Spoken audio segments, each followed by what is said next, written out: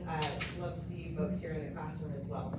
So my name is Catherine. I'm the Director of Education at KCRAR. I work full-time down in Leawood, but happy to be here anytime I can in the Northland. So for those in person, how many of you have been here before to this classroom? Awesome. So this is kind of like your hub a little bit. Okay. Well, we are looking to offer more live CE classes here this year. So those will be Tuesdays and Fridays primarily. I try to do Tuesday afternoons to kind of avoid those Teams meetings that happen on Tuesday mornings. So look at the KCRAR calendar for those. You're gonna find lots of variety of topics, core classes, things like that. And then definitely, if Leawood is a little bit further for you, we have lots of Zoom options and then on demand. And those are available to all of our membership. So, and for you on Zoom, if you love Zoom, check out some. I think we have 13 topics approved for Zoom CE, and then we have 6 topics approved for on demand. So I just want to share a couple things before I hand things over to Stacy, our presenter.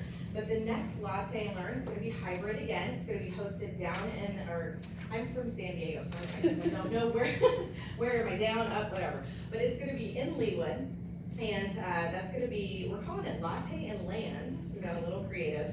So Latte and Land, learn to buy, sell, lease, and flip land. And the presenters are going to be Bill Reagan, Tim Hadley, and Michaelin Molina. So we're excited to have those 3 come and present on land, something we haven't brought to a Latte and Learn session before. So that's gonna be February 9th, again, in person in Leawood, and then available on Zoom for those that want to attend that one. And then the next thing, and my final announcement, is we are bringing At Home with Diversity certification to KCRAR. It's gonna be a virtual only session on February 1st. It is a full day session from 9 to 4 p.m. or 9 a.m. to 4 p.m. with a 1-hour lunch break. This is approved for 6 hours of elective CE credit in both Kansas and Missouri, and you can earn your At Home University certification. So if you haven't done that, consider doing that. It's $35 for the course, which is an overall $99 value. If you were to go on the NAR site and take it on your own, it would cost $99. So we're offering it to membership for $35. Then once you complete the course, if you choose to move on to the certification process, there's a one-time $40 application fee to the NAR. But you'll be able to use the At Home with Diversity on your signature line, on your business cards, things like that. That $40 is discounted from $75 through the end of the year. So we wanted to offer it early in 2024, get folks certified that are interested. So please consider that easy way to earn 6 hours of elective and cover some important topics. So, and you can register online. For those on Zoom, you can find it on our website, and then those in person, there's flyers here that you can grab and take home and get registered. So thanks for being here. We're excited to have Stacy. She is a national speaker. It's so fun when we have national level speakers here local that we can bring in to our membership and share their expertise. We're going to be bringing her back, I think in the summer, June or July, into our Leawood classroom for a Latte and Learn in the summer, so make sure to watch for that. But I'm going to let her do her full resume because it is extensive, and we're excited to have you, Stacey. Thank you, thank you. Can you hear me? I'm here. Can you hear me? Yes. Okay, good. Good morning, and thank you all for having me. And this is important here, what Warren Buffett is saying. The benefit of all of us being in the business is that we know what we're doing. There's nothing new that I'm going to tell you today about the fundamentals of what we do that you don't already know. Hopefully I'll just give you a different perspective to look at it, but we are all experts in what we do, and so the risk is minimized for us. And so just a little bit about me. I am just a realtor, so I've been licensed for, all I can say is it's over 45 years. Stacy Johnson. Yeah, that's good. I got my license before I got my degree from UOKC. So I'm a realtor, I'm an investor. I've been a real estate investor for close to 30 years along with my husband. And then I'm an advocate for housing. I don't know if all of you, if you watched the news, did you all see what happened in Kansas City yesterday? The 10-year-old rights of passed. Horrible. Horrible. And we'll talk a little bit more about that. It is absolutely deplorable. It is horrible for people like us who are in the business of investing and hoping that people invest in real estate. It is one of the most horrible things ever. But what you may not know is it's happening across the country. We'll touch base on that a little bit. But that's one of the things I think we all need to be advocates for our industry, and we need to know what's happening, and we need to speak out, or else being investors is not as attractive as it used to be and as it should be. So I'm an advocate at the local level, and at the state level, and I'll talk a little bit about what we're trying to do at the state level and the national was just appointed, for the National Association of Realtors, the Property Management Forum. I was just appointed as vice chair. And the only way I got this was I started going to the meeting saying, this stuff is happening in Kansas City, it's happening across the country. I went to NAR to say, are you all looking at this? Do you see it? Do you see the threat to private property rights? And this was in May of 2022. Nobody was talking about it. They weren't talking about it at the NAR level, so I kept going to meetings. And then ultimately, the current president appointed me as the vice chair of the Property Management Forum, so I get to bring my voice there. And then, as you said, as speaker, my goal is to share what I know and to learn, because in this room, there are people who are investors as well, so you know things that we can share with the room. So it's not just about me talking. If there's something that I say and you want to add to it or dispute it or have something to say about it, join in. We're all in this together. And fabulous. Okay, so my question, this is a question, please make it interactive, make it interesting for me, please. What are your dreams? What are your dreams for your future? I know what mine are. Anybody want to share? What are your dreams? Travel? That's mine too. I love beaches. Any other dreams? Not going into debt, paying for my kids' college. Did you all hear that? Not going into debt, paying for a kid's college, smart. Anybody else? I want to leave a financial legacy for my kids. Leaving a financial legacy for his kids. And I think a lot of people want to do that. They may not think about it, they may not be intentional about it, so we're gonna talk about that today. Other dreams? Any other dreams you want to share? Help about the kids, I'm sorry? about the kids, Help, help the kids. help kids. Yeah. Okay, in the family and out of the family. And help the kids, children that need help. I agree, that's one of mine too. I have a part of the program in my school districts to eliminate homelessness among students. And whatever we need to do, and you know, to eliminate homelessness, you need to create housing, so that's what we do. Is there anybody on Zoom that would like to pitch in and share what your dreams are? Kind of exactly what you just said right there, being able to learn and be able to implement some of those things within the community and help those who may not already know, be able to give back. Teaching my kids, teaching all those around me, not be able to just flourish myself, be able to help others flourish around me as well. Okay, very good. And then we are leaders. People look to us, our clients look to us, and others on the outside look to us. So we have to take our position as leaders. Thank you for sharing that. Anybody else on Zoom want to share your dreams? Anybody? Okay, so we'll move on. In my dream, traveling, helping, all the things you said are things that are important to me. And so Napoleon Hill, has anybody heard of Napoleon Hill, Think and Grow Rich? He studied people who are wealthy. He gives us hope. He said, those who succeed in an outstanding way seldom do so before the age of 40. More often, they don't strike their real pace until they're well beyond the age of 50. Is anybody in the room beyond the age of 50? And so there's hope for us. On Zoom, there's hope for us. And so thank you to Napoleon Hill for saying that. I just saw in the paper, yesterday, it's all over the media. Did you all see this on CNN? I heard it on the radio this morning. Just yesterday, parents are still subsidizing their adult children. To this day, the article goes on to talk about that they are supporting their kids into their 20s and 30s. Does that make sense? It does not, it just doesn't. So one of the things that we can do is help our adult children into home ownership and property ownership. This could be a way for them to find something to do, because as we know, real estate is kind of a low barrier kind of business to start. We're entrepreneurs. Isn't it kind of easy to start real estate, not only as sales agents, but as investors? And so why not some of these people still living at home, why not getting them started? So the benefit of us doing this is that we'll be able to inspire them to get started. Today, we're going to determine and set your goal for retirement. How many of you have thought about retirement and have a retirement plan in place? Is it very specific? Sort of, that's what I was gonna ask. Is it specific? Do you know what year you're going to retire? Sure. I mean, do you have that plan? I'm asking, have you thought about that? Have you already planned specifically the year you're going to retire and how you're going to fund your retirement? Technically, I am retired. You're technically retired, okay. So, Okay. anybody else specific date and then a way to fund the retirement? Anybody else? Anybody on Zoom? You already have your retirement date selected, how you're going to do it, how you're gonna get there? I heard a speaker. Not yet. Right, exactly. Hopefully by the time we finish today, we'll do that. I heard a national, I'm sorry, go ahead. Okay, I heard a national. No, not there. I don't know if she's talking here or she needs to. Okay, I heard a national speaker talking about the fact that real estate agents don't retire, they don't have retirement parties. How many agents in your office do you have a retirement party when they're about to leave? Has anybody seen that happen? We just kind of fade away. We either stop selling houses, or the clients stop calling us, and it just accidentally happens, so we fade away, or we end up in another job. I want us to be more deliberate about that. My husband retired 6 years ago from his job with the city of Kansas City. The only reason he was able to retire is because of real estate. And he is very specific, very disciplined about it. He had the year in mind that he wanted to retire, and all the things that needed to happen in place, and he did it. And so I'm looking at him as someone who actually did it. We wanna create our plan to build our portfolio today.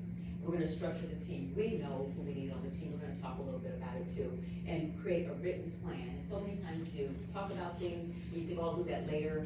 We're going to actually write something today, so that when you leave, you have something in writing that you can execute. And then we're gonna talk about what we do after we leave. And so who in this room is an investor? Okay, so most of you are investors. Anybody online, investors? Just say, I can't see everyone. If you just say yes, if you're an investor, online, couple people, any? Yes. Okay, Yes. okay, so we at least have a few. Yes. Okay, all right, thank you. So we have a few in both places. So those of you who invest, what do you have? Let's talk about it. What do you have and what do you do? What's your angle? Well, I have part ownership in 6 different properties. Can you hear him? Part ownership in 6 different properties? Correct, right, so we have an investment group at the office, there's 5 agents in each group, so we each own a percentage of the business, if you will, or have an equity position, a certain percentage of an equity position in the LLC. And within the LLC, one of them we have 4 properties, another one we have a single property. And you buy and hold or do you flip them? We buy and hold. Oh, So we- so they're rentals? Yes, we have a property management company that oversees the properties for us. Okay, very good. So an investment group in your office, on Zoom, can you hear him? Did you hear that? Anybody, were you able to hear him? Yes. Okay, very good. Okay, so an investment group, so exciting, in your office. Anybody else? You're an investor, what's your angle, your focus? My angle previously has just been flipping properties to build up capital, working capital, but my intention is to have, cash flowing properties that can sustain themselves. Because even right now, and granted, maybe it's because it's early in the season, but I'm having a very hard time trying to find something that is, suitable. So you're trying to find properties and not finding them out there? We're gonna talk a little bit about that too, and afterwards, find properties. So thank you. Who else is an investor, other hands to that? What is your, Single family homes and, buy them, that need distress, they're distressed and need a lot of fix up and build in 20% equity and get a long-term loan on it. and you keep your holding them for rentals? Okay, anybody, somebody else? Yeah, I have a couple of single family buy and hold. My son's in one of them, so. That doesn't count. Your son's in one of them. He's renting from me, but probably not what I should be getting, so. Right, that's right. The point is, he's building with equity no matter what you're building with equity while he's in there. Anybody else? Investor? Yeah, actually, I just have one property right now, I'm house hacking a duplex, I'm Kansas City. A duplex? Yeah. Are you living in? Yeah. Perfect, house hacks, you're right, okay, you had something. I just kind of did what your husband did. We have 3 single-family homes that we've had for several years, and we sold them. We've actually cash flowed them very well, and I sold those and put it in other investments for now, and I retired from my full-time job. Very good, very good. Thank you. Anybody online wanna tell us what kind of investment, what your specialty is as an investor? I have rentals. Is that I by- think we have 8 doors now, so. Okay, okay, anybody else? Thank you for sharing that. Anybody else? Okay, so it sounds like we have a little bit of everything, and I love the thought that there is a group of agents that came together to do that. That's wonderful. What are some of the reasons that people choose real estate as an investment?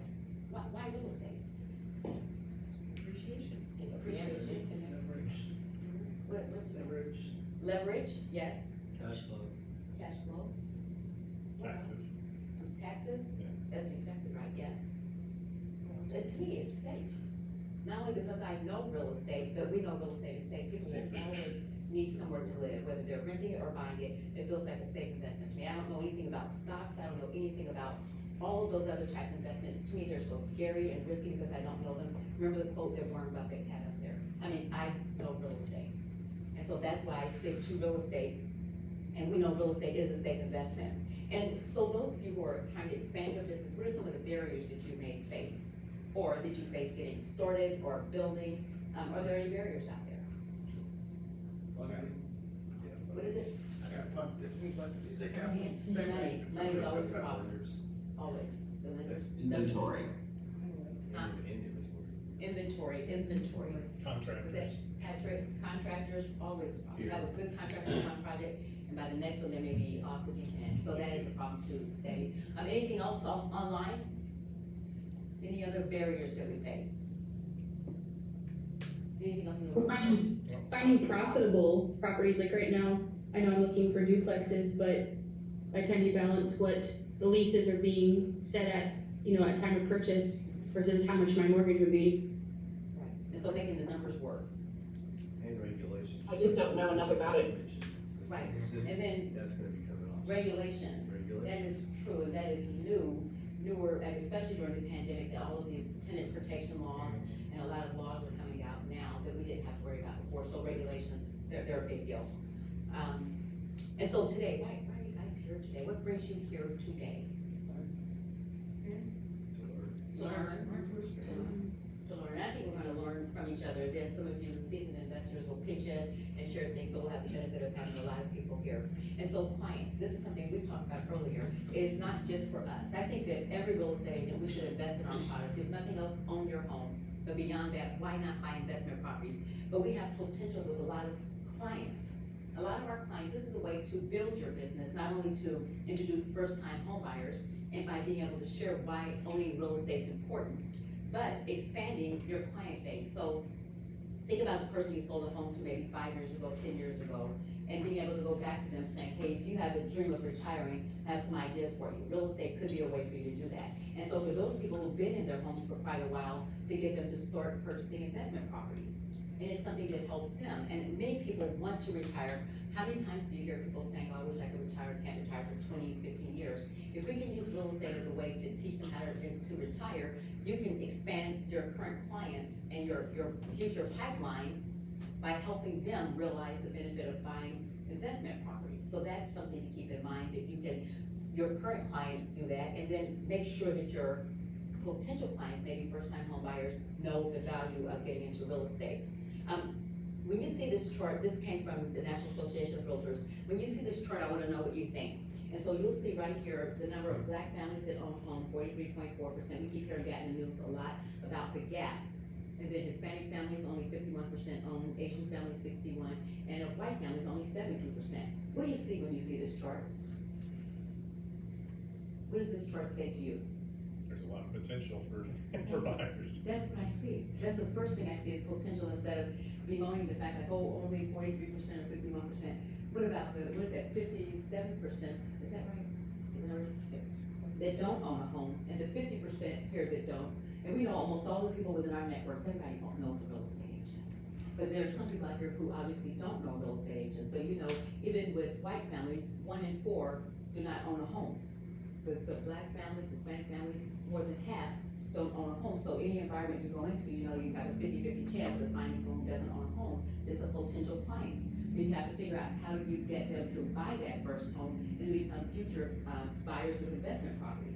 And so just like I see potential, I think that's what business people see, but so many times people talk about this, and when we hear it in the news, it's in a negative way, like only 43%. But then that's potential for a salesperson. And then the question becomes, how do you find them? And so as salespeople, that's your homework and your research. How do you find those people that do not have an agent or access to an agent? How can you put yourself in front of them and build your business with them? And so mindset, it's all about mindset. And my goal for me, the people I'm with, my nieces and nephews, my husband and I don't have children, so everything that we have, we're building for our nieces and nephews. And so I want all of them to have the wealth mindset. So many times in what you see in the media with the tenant protection people, I see a poverty mindset. People, you're always going to rent, you need protections, you need to go get whatever you can from governmental sources. I reject that. And I think that's the poverty mindset, with people always assuming that people will always be renters or will always be poor. That is wrong. I operate from a wealth mindset that we all have the potential to create income and to create wealth, especially as real estate agents who sell properties. Wealth is something that we do all the time. Dr. Dennis Kimbrough, has anybody heard of him? Napoleon Hill, I showed you a quote from him earlier. When he died, he was in the middle of writing the book, Think and Grow Rich, and he was focusing on black millionaires. He had a stroke and died before he finished the book. Dr. Dennis Kimbrough, who's a professor, a college professor in Atlanta, Georgia, finished the book. And so he has all kinds of stuff. And we'll talk about this a little bit later on YouTube, and all kinds of books talking about studying the wealthy, the black millionaires. And so anyway, I agree with him. I can become great by developing an attitude of greatness. If I think I'm great, I will be great. And I know that in the real estate space, I know that I am. And we all are, because this is what we do. Let's answer this. Who's the typical millionaire? Your next door, yourself. Say again? Your next door. Your next door neighbor or yourself, that's right, that's right. Who else, what thoughts do you have? Who's the typical millionaire? Athletes? Athletes? Entertainers, and people get all that money. But typical, that's not typical, I so would say people that own real property. people that own People real that have estate. assets totaling $1 million more. So if you have assets totaling $1 million. Because your celebrities can earn it, but they also know how to spend it. They're not smart enough to make their money make more money. So they're They don't- keeping it. They're not investing, they're spending. How many athletes do we hear about that lose They all go of their money? They have all that money. Same as one of the lottery as well. The lottery, that's right. And so people who are in real estate, we are more deliberate. And so the typical millionaire is someone that is right next to you. It's your neighbor, somebody that you don't know. It's not the person. Now, we'll talk about like the books that talk about the study of the typical millionaire. It is not the person driving the fancy car with the fancy clothes and the big house and all of the purses and all that kind of stuff, the designer person. It is not them. Chances are great, more often than not, that they're wearing their wealth on their bodies and in their homes. It is the person who is next door, and it's the typical person. So the people who have studied this, Dr. Thomas Stanley, he wrote the book Millionaire Next Door. I mentioned Dr. Dennis Kimbrough, of course, we know Napoleon Hill. They all talk about millionaires. And so the big question is, why is one person wealthy and another poor? Mindset. Yes, and education and knowledge. And that's where we come in as real estate agents. We're in a position where we can help change mindsets. Only a home changes a person's life. And so the Brookings Institution came up with 3 simple rules to follow to avoid poverty. Anybody know there? Give me anything? How do you avoid poverty? And over 90% of these people who follow these 3 simple rules are not poor. What are the rules? Spend over your means. So, okay, spend less than you make, spend less than you earn. Anybody else?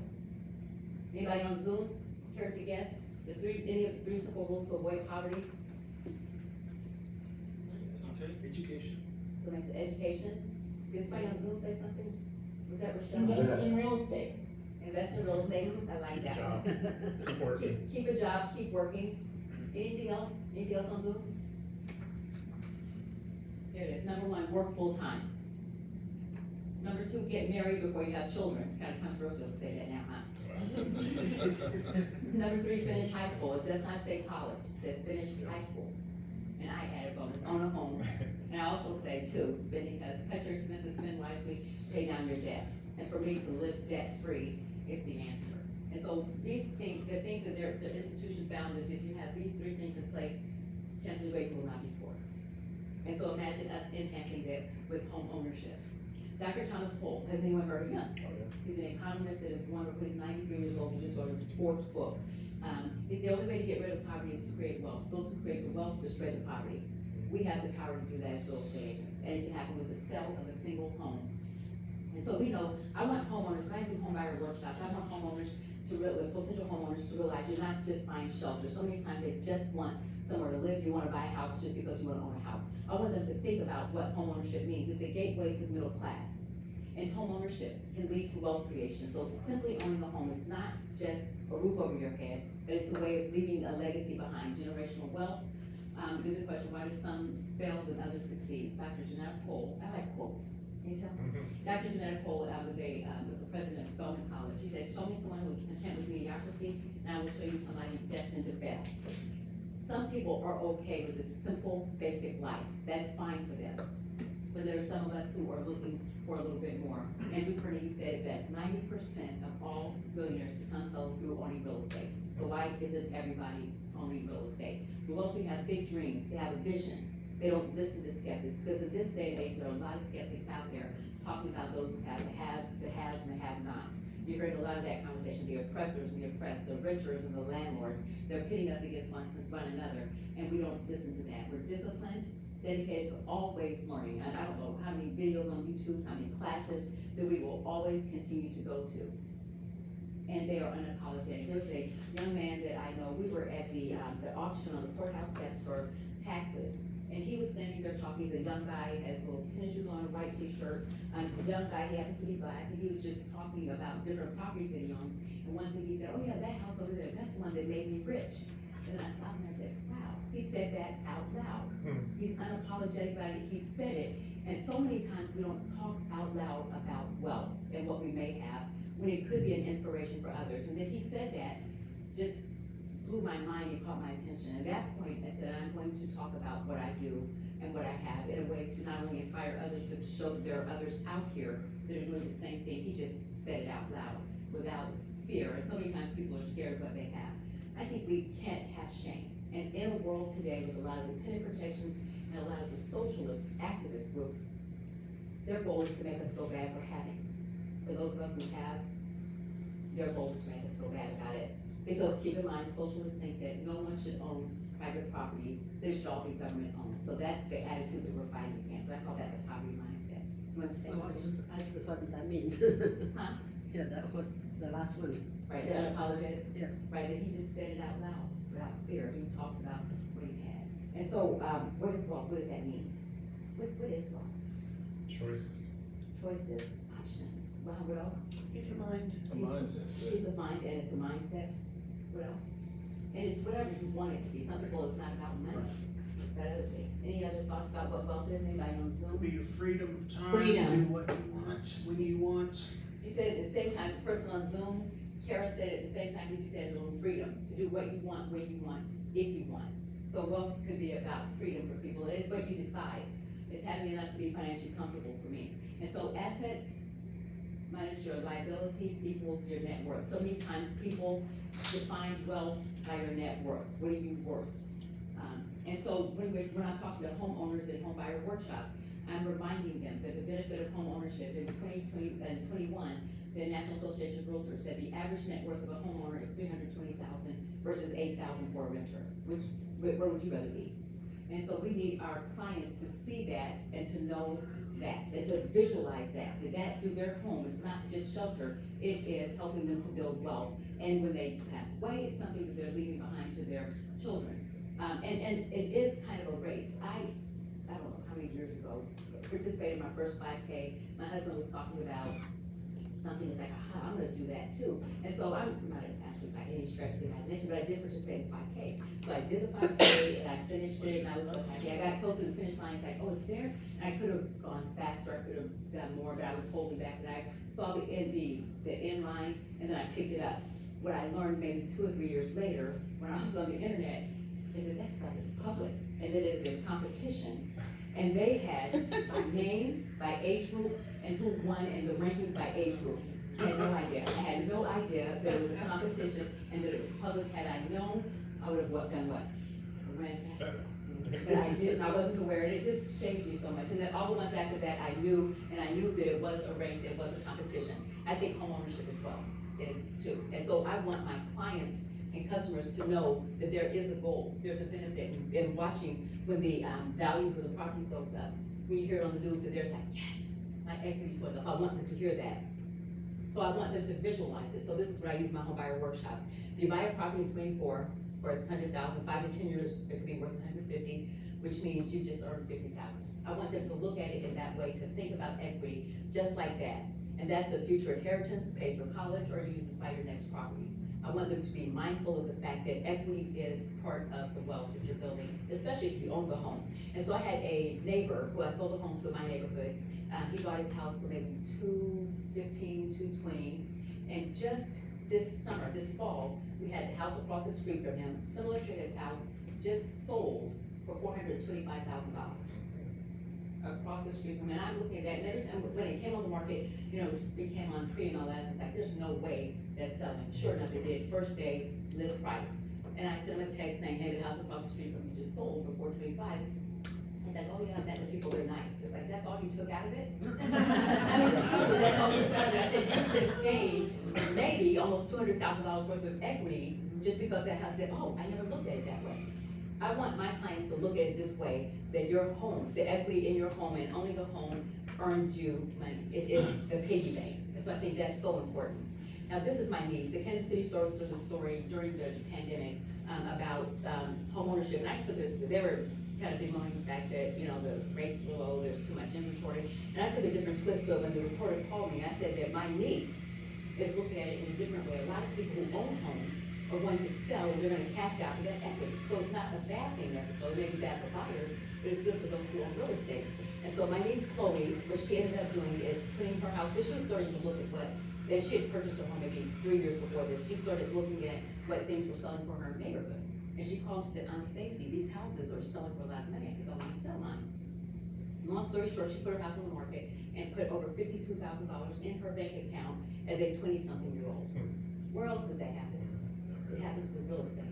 And so for our clients, we need them to know that real estate is a way to, wealth, you build wealth, and she's smart enough, she works at a bank, so she's smart enough to look at that, and she stayed with her brother, who purchased his home at the same time, and had 4 nieces and nephews in a 2-year period buy their homes, which made us so happy. But then she went and stayed in her brother's room, she bought another house, the house that she found, that she bought, she had instant equity of $88,000 when she bought it, and now she's going through room by room and doing everything in the house. So she's an investor who lives in her properties, which is smart. So financial wellness check, we're going to do that to find out who you are. Because some of us don't look at our numbers, yes? So, this might be a question asked later, how did it sound like your family had a financial understanding, where did that come from? So again, our family has a Financial understanding, that you don't have a 2-year-old or something like that, who gains that kind of understanding at that early age, unless maybe there are people around them with that kind of understanding, where did that come from? in our family, so then that's something that we can start and create today. And my mom was a single mom. My parents were both military veterans, and when we got divorced or whatever, from my dad, my mom owned, she bought her homes. We always owned a home. My grandparents owned their homes. My grandfather built his. My husband was raised by a single mom, 5 kids. She owned her home. And so all we knew was home ownership in our family. It was a tradition, a family legacy. We just took for granted. So when my husband and I were married, we rented for the first year, and then we knew when that lease ended, we were going to buy a home. Our nieces and nephews, all of my siblings, all of my husband's siblings have owned homes before. My nieces and nephews, almost all of them are in home ownership. It's just what we do, our family legacy, and that we model. And it makes me happy. Now some of them are getting into investment, which makes me really happy. And so we set the example for the family legacy and talk about it. Does that answer your question? Yes. Okay. All right, so we're gonna set our goals for today. So here's where my goal came from. This is what made me stop and think and to get deliberate about it. So there was a real estate agent, how many years ago? And she started talking about, she came from being a teacher, and two of her friends, so 3 of them were leaving the teaching industry where they have retirement and all kinds of benefits. She was leaving that profession, coming to real estate to sell real estate. And she looked at the fact that we don't have pensions and benefits and retirement plans. So with their goal, her specific goal, was she was going to buy 10 houses that all rented for $600 each. When her tenants paid them off, she would retire. To me, that was a light bulb moment, so brilliant and so simple.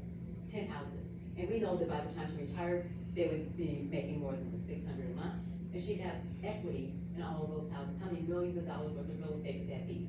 Does that make sense? And it is that simple. And so with that in mind, my husband and I decided that we were going to do that. We're going to start investing. And our first property that we bought was a duplex over at the Art Institute north of the plaza. And so here's a visual of how real estate makes you wealthy. And we talk about this, either monthly revenue, the cash flow from the property if it's a rental, or your equity of the property when it appreciates. And then the benefits, the wealth, you preserve your wealth with tax benefits. And so here's a way to not only make money, but you get to save it and preserve it while you're generating income. Am I missing anything, real estate investors? Is it that simple? It is. And real estate is the answer. And so here's another thing that I do in my home buyer workshop to make sure they visualize it and what it means. So we've already talked about having $50,000 worth of equity in a property. And so let's say you buy a property to rent, and these days, with the housing authority, with the Section 8 voucher, a 3-bedroom unit anywhere in the city, you can make $1,500 a month.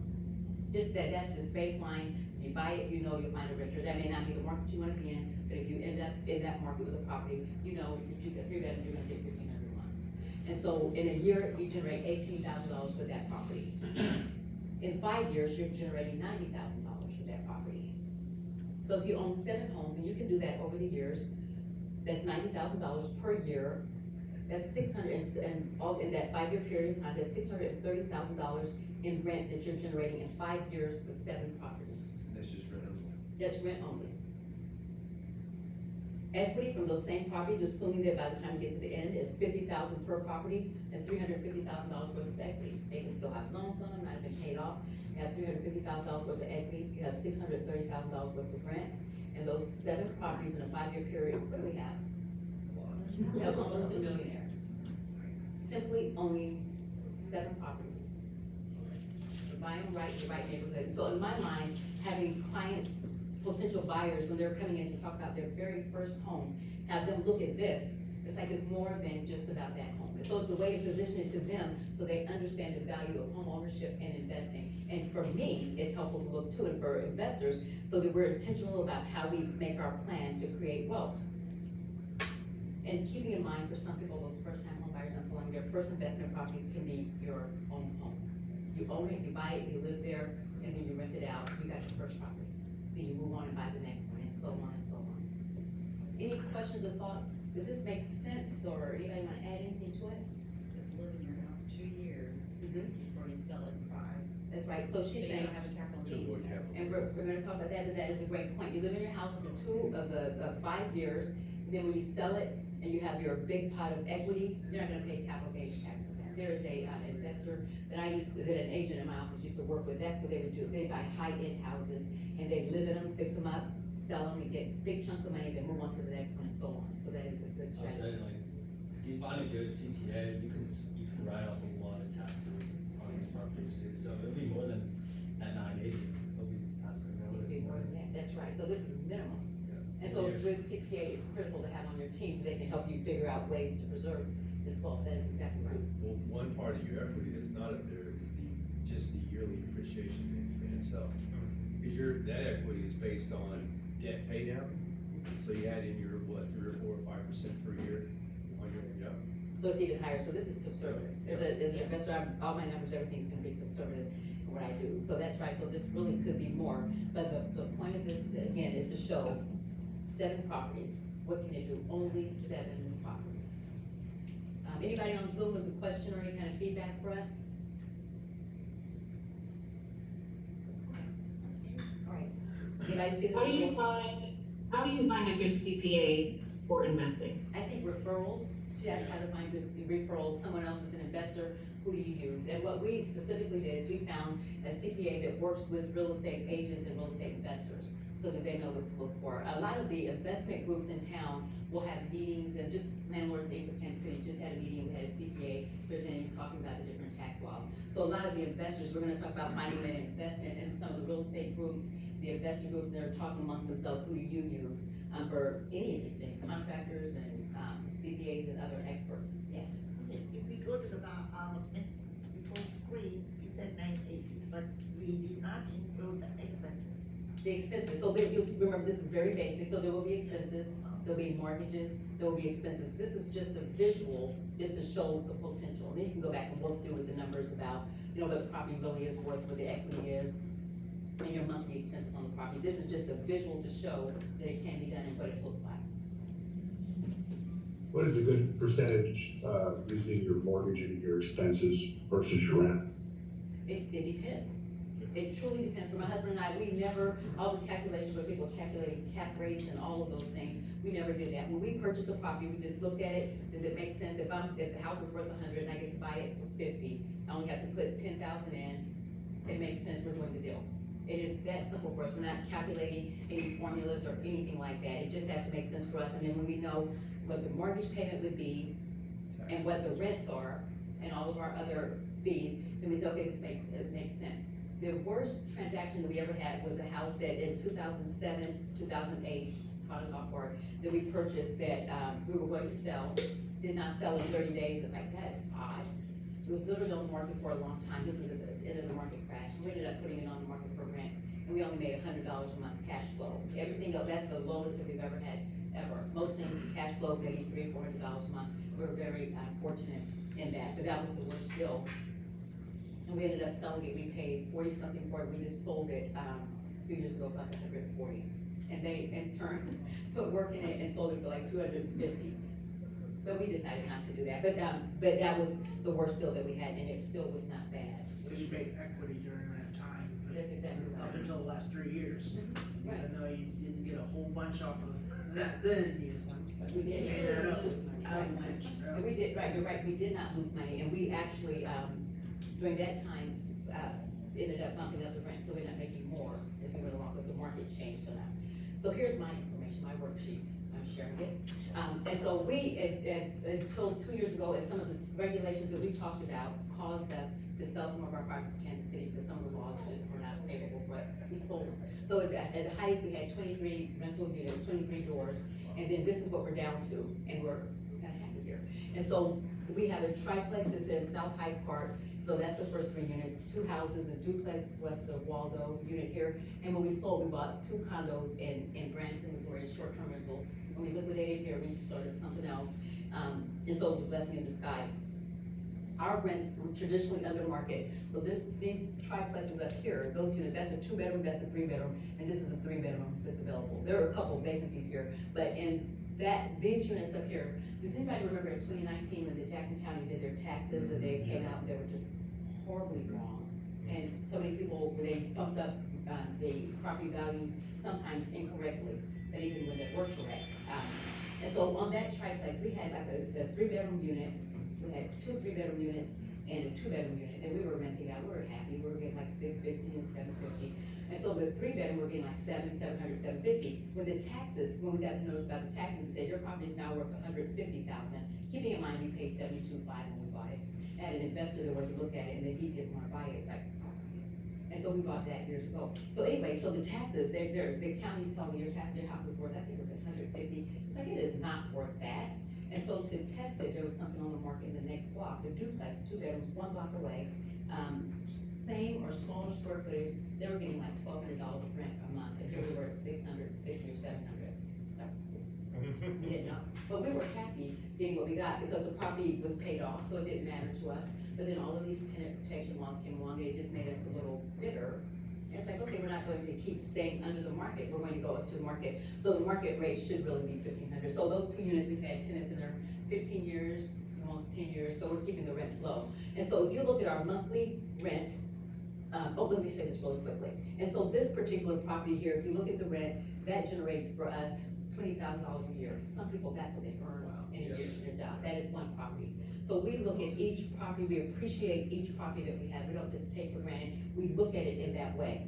And so if you add up the monthly rent, this is what our properties generate for us per month. And that's 7 units. That's only 7 rental units in Kansas City, the condos. These were newer for us, so we're not sure where we're gonna end up with on that, because they could be higher, could be lower. That's just a rough estimate based on the time we've had. So that's what we make per month. And so if we ever have real estate, a real estate problem, am I worried about not selling a house? I'm not. So it's right there. And like I said, my husband retired. A full year, this is what we generate from those 7, 8, 9 units from real estate. We're not going to work every day. We're not spending 40 hours a week to make that money. We're not. And then you say, okay, but you have expenses. Yes, we have some expenses, but we don't have mortgage debt. Our properties are paid off. What my husband did is on any property that we have, and I didn't understand it when he was doing it, he would, we never took the money out. He rolled it right back in. So all the rents that were coming in, we were getting big chunks of rent. He picked a property and he started paying that property off. He just put everything towards that property. And then remembering his goal was to have our home, our primary home, paid off by the time he retired. And he did, and he paid off these other properties. And he would say, hey, Stacy, I'm gonna have this duplex paid off in 3 years. He's like, yeah, okay, right. A year later, okay, it'll be paid off in 3 months. It's like, what? So he literally put the money back in and paid off all of the properties. And so, when you look at what we have, and keep in mind, I'm always conservative on values. And so, when you look at market value, where are we? Millionaires. We're millionaires in real estate, just by owning properties. Any day now, we could sell everything and go live, because our expenses are very low. You have a workshop, a worksheet we're going to do shortly, because it's time for a break. We could sell everything, or we could sell one or two properties with what just happened in Kansas City with the laws. We're thinking we're getting out of the city, and we'll talk more about that. Or at some point, we could sell one of these properties. Can you imagine selling maybe this one or this one, and just going living somewhere for a year, traveling the world for a year, just sell the property and just go do it? Or, one thing that he doesn't like borrowing against the property, so we don't borrow against it, except we do have a line of credit against one, and I'm gonna convince them to put one on another, because I wanna raise our, net worth by $1 million. I wanna do that hopefully in the next 12 months is my goal, and so I'm gonna use the line of credit, which the benefit is that we pay it off, but the risk is that we have a line of credit, we have debt against our property, but we're going to use it, we'll talk about that a little more later. But this is my story in real estate. And it was almost accidental. We didn't know what this number was, because we weren't tracking it until our accountant, we were doing our estate planning, and had to put all of our assets on a worksheet, and then we're calculating and looking, it's like, whoa, I had no idea. It wasn't important to us, but then it is important to know. Any questions or thoughts before we take a break? Questions, feedback? So why did you not borrow against the property to? My husband hates debt. That's why we didn't borrow against the property. My husband just hates debt. He likes having zeros. He likes having everything paid off and not owing anyone anything. But, like I said, I convinced him we're gonna do it. We did a line of credit about a little house. We're buying it for a family in our school district, a homeless family in our school district. We tried to find a way to find houses for them. We couldn't find anybody to do it, so we bought one. And there is a horror story behind that house. It didn't turn out the way we thought. We still made money on it, but there was a lesson in that. But we did borrow against our line of credit, but we paid it off. Our goal is to pay it off, to not have debt. Because some people use leverage, and a lot of the investors talk about using leverage for your properties and borrowing. We're gonna talk about one of those techniques, but for us, we just rather have something. Susan Johnson from Platinum Realty. How long, when you bought your first investment property, how long until you paid it off if you didn't take on any debt to buy your second one? We had debt on all the properties we had started out with debt until we got towards the end, and then we started paying cash for them. And we haven't purchased any, not a lot. We haven't done a lot in the last few years. We just buy them and let them sit and pay themselves off. And so our very first ones we purchased with rehab loans, renovation loans. But as a matter of fact, the very first stuff, our Institute duplex, we assumed that loan. That tells you how long ago it was. We assumed that loan and had those tenants, and then we went out and had renovation loans. And we think renovation loans are great, the construction loans, because it not only gives you money to acquire the property, but it gives you money to fix it up, all in one. You pay it off, when the property sells, you pay it off, you're done, you make your little chunk of money on it, and you move on. We'll talk more about renovation loans and construction loans as we go along, but that saved us, because it's everything in one loan. We didn't have to go figure out how to do all this stuff, we had checkbook closing, and we wrote checks to our contractors. We talked about earlier, we're doing billionaires look like, and that's it. There's my husband Dwayne, he likes football, so we're going to Chiefs fan. I love the beach, and so we go to the beach. I think, okay, so we're gonna take a break. Can we take a break? Yep. Okay, we're gonna take, I think it's a 10-minute break, and then let's come back and we're gonna kind of dig into numbers. Come back, please come back.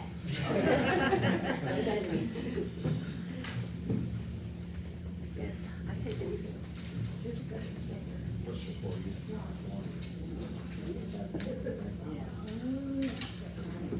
Yeah.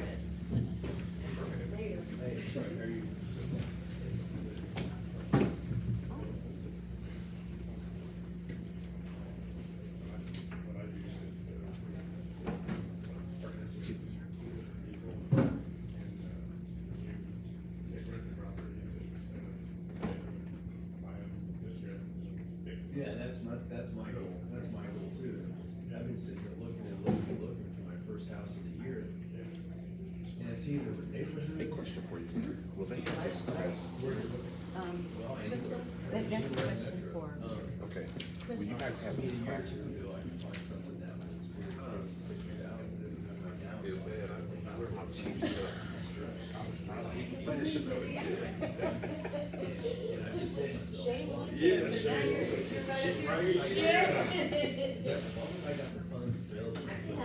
I'm a little salty about it. And the crazy part, I got my hoodie in the course of my leave. Okay, there, you forgot about that.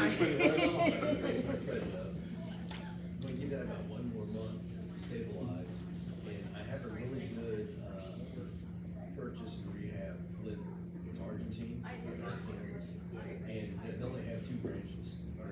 purchase and rehab loan or a purchase and hold loan. I wanna reach out to more lenders, because my goal is, I would like to get to a point where if I have one, if I'm working on a property already, they won't give me more than 2 loans at a time.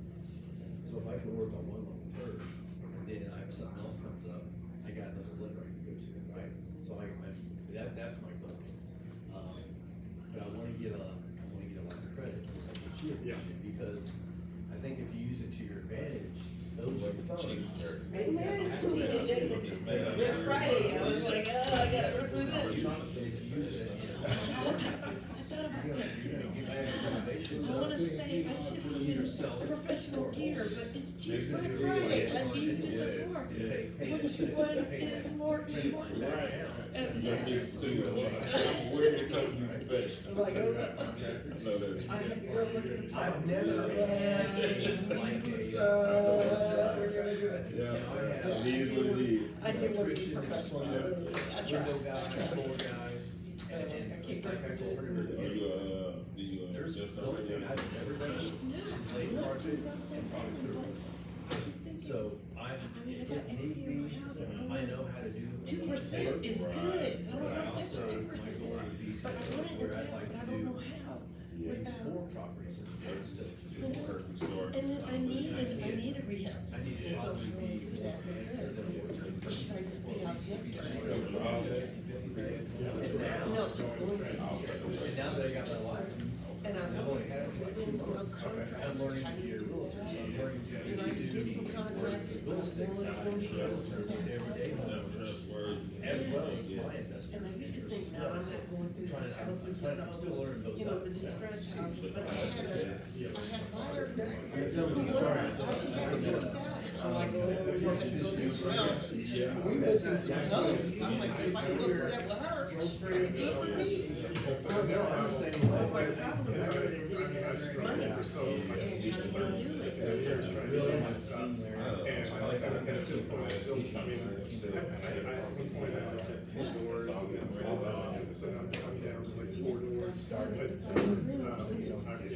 Taking straight up on it.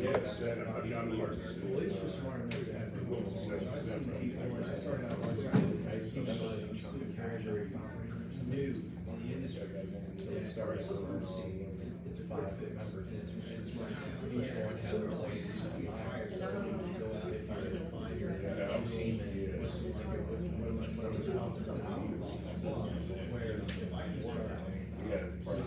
Getting a foundation to come up with that. So you wouldn't even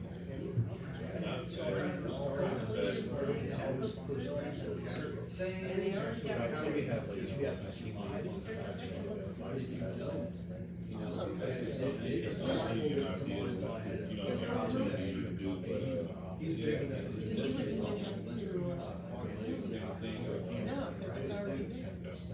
Go straight on your, where you left off, keep it pushing. Yeah, see. That's why I learned also not only about your debt. So are you thinking of investing in that? So you're building up an individual. I think that was the last time. I think it just recently maintained the license a little bit, I'm just not, you know, I got one other contract for a hire, this is really maintained, so I'm sitting there, I bought it. So, thank you, I appreciate that. 4 years ago. So you've been doing this for a while. Yeah, I just didn't know where to start, so that's good to know. Yeah. I would love to do that. Thank you so much. That's my thing is I just, yeah. You don't know where to start, what to do, how to do it. I just know I want to do it. I just don't know where else.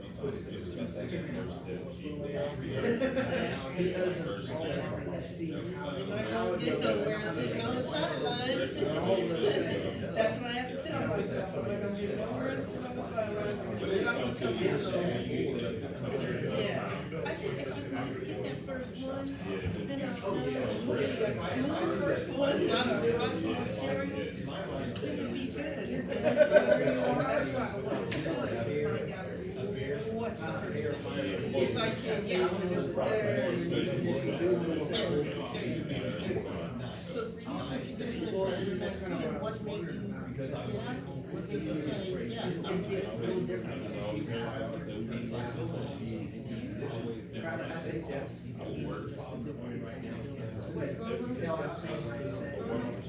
Okay, we got about 2 minutes left before we get that started again. So, When it comes on Zoom, we have 2 minutes.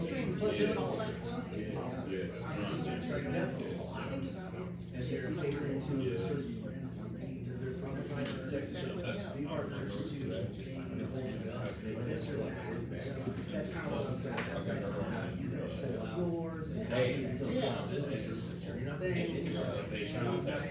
You have to be smart enough to go investors.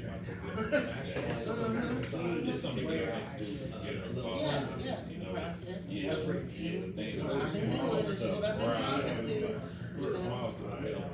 Yes, yes,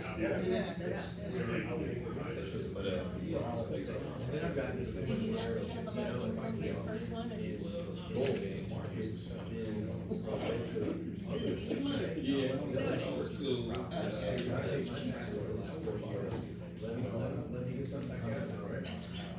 Another minute, 1 minute. It's not a minute.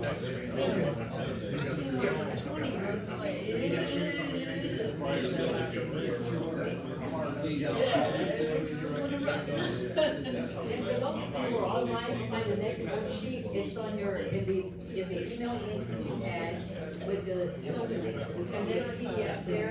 If you can click there, those people on Zoom, if you click there, find the PDF. So we'll talk about that. That's something you gotta do every day. Yes. Okay, why don't we get started?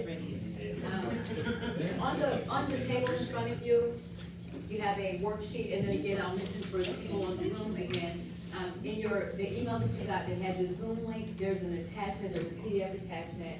For those of you on Zoom, that's where this worksheet is. There are actually 2 of them, but the one you're going to start with, so if you can go there to get it, to get your worksheet. Those who are in the room, it's this one's the last one with all the questions, called Stacy's Millionaire Club Retirement Planning Worksheet. The one with 16 questions on it. It's the one that we're going to work on right now as we're speaking together. And I'm not gonna send you home with it because you may not open it up and you may not do it, but I want you to do it while we were here together.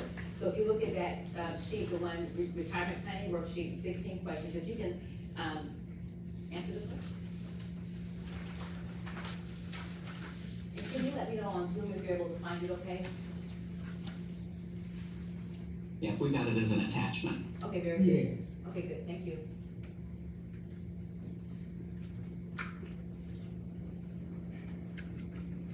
And then when you start finishing, let me know once you're, I know somebody here in the classroom is already almost finished with it. Cause he started filling it out earlier. You need an extra one? Yes. So as you're finished on Zoom, just kind of give me a heads up, and then we'll move on.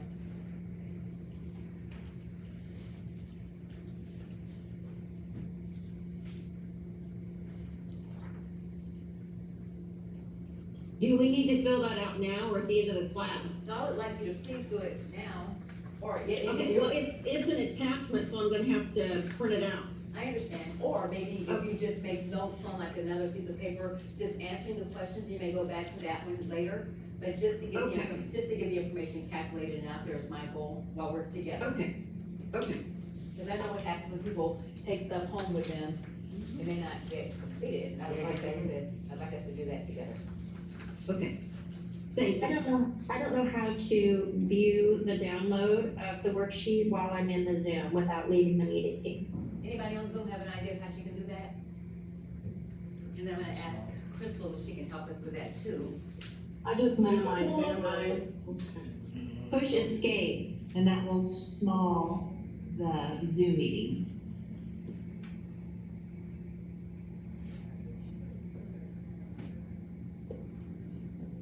Got it, thank you. Okay, very good, thank you for helping her.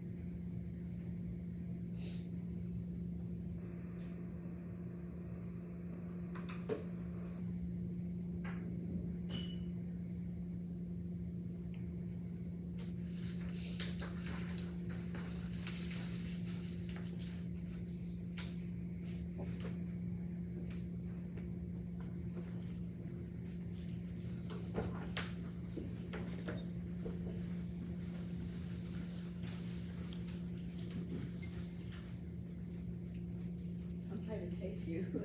Oh, I'm so sorry. I'm just trying to tell you, we're filling out one of the worksheets.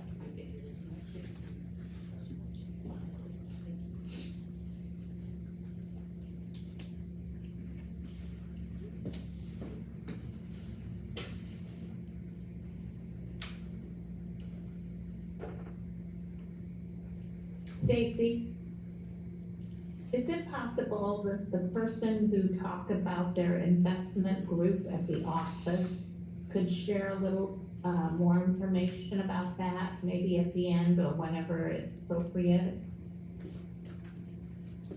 Someone just asked a Somebody- question. somebody else Question? did Oh, have a here's a question. question. I'm They were sorry. talking. I'm sorry, I'm sorry. I was getting some ice. Okay, I'm sorry, what was the question? Was there a question on Zoom? Yeah, they wanted. Yes, did you hear my question? I did not. I didn't.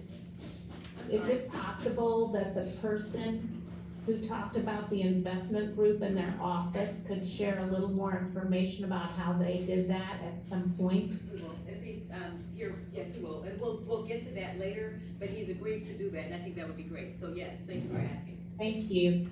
I think that is brilliant. All right, well, we're still working on it.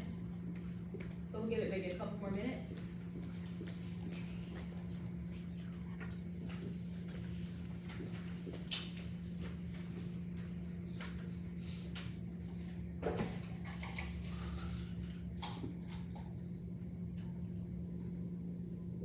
Will we get the recording at the end of the class? Somebody just asked that, and she said that there is, I don't know how you'll get it, but it is being recorded. And so I'll ask Crystal how people will get it. She said they'll email it. They'll email it to everybody, because you did ask the question. Well, she told me she'll email it. Because you're special, that's why.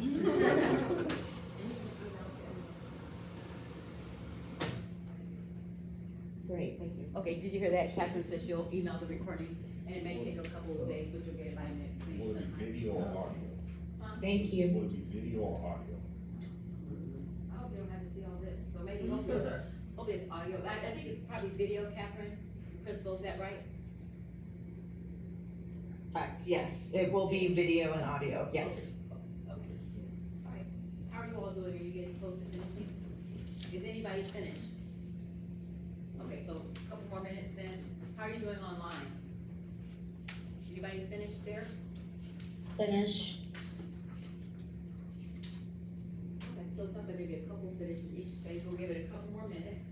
But some of these do require calculation by knowledge.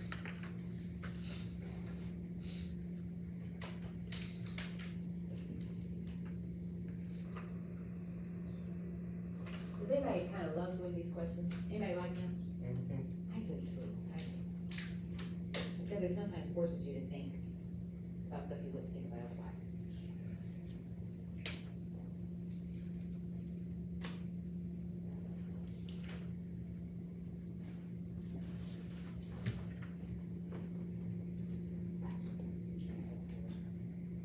Can I ask a quick question? I'm not sure if you'll go over this of different ways to leverage capital. I know I've heard that you can actually borrow from your life insurance policies. I don't know if that's something that you'll touch on or that you know anything about. I don't, again, I stick to very simple methods, but there are people that you can ask, including the CPAs. And someone asked that online, where to find a CPA. But we suggested, I'll kind of answer your question while I answer this, because it was in chat, is to ask someone else who has investment properties, who they use for a CPA, and to look at some of the investor groups on Facebook. We're gonna talk about that a little bit, and I'll give you a few of them to get started. There's so many different investor groups out there with people just like us that are sharing referrals, and sharing information. And so borrowing against the insurance policies, those are things that I'm a simple girl from Oklahoma. We are just basic with the way we do real estate. So that's not something I do, but there may be someone else in the room or on Zoom or in some of the investor groups that can speak to you about that particular angle, because there are a lot of different ways you can do it. I acknowledge that. I just have to stay in my lane. Okay, thank you. You're welcome.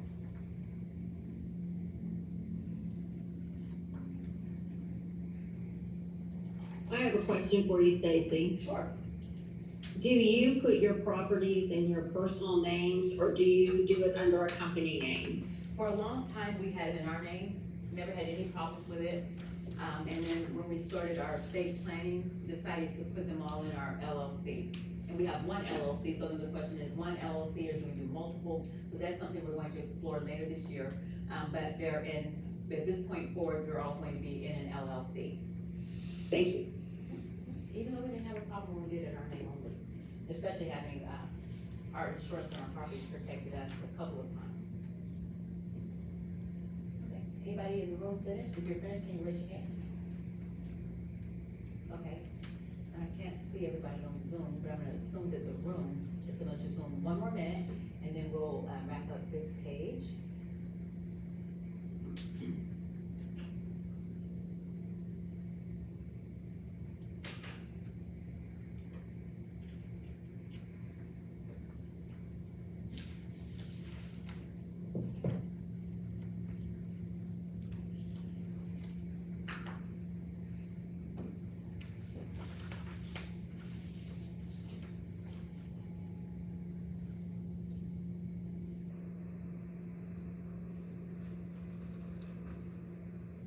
Everybody have their net worth? Is everybody on number 15 at least?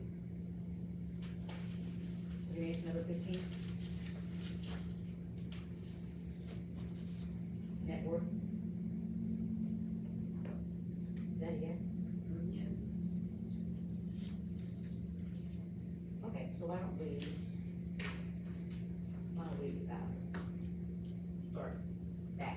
And so any surprises when you fill that out, because this is all stuff, and again, real estate agents, we know all kinds of stuff. I don't think I'm telling you anything new today, maybe presenting stuff in a different way, but looking at this sheet and completing that exercise, have you done something like that before? Have you, some of you have? Is there anything that was a surprise to you today?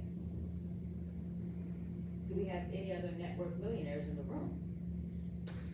One, two, anybody on Zoom, net worth millionaires who were able, on number 15, to have a net worth over $1 million? Anybody on Zoom? Is that, let's see, one, the net, anybody else? I can only see 6 faces on Zoom. So in both groups, in person and online, we have net worth millionaires amongst us. And back to the question earlier we talked about, we are everywhere, we just don't know it.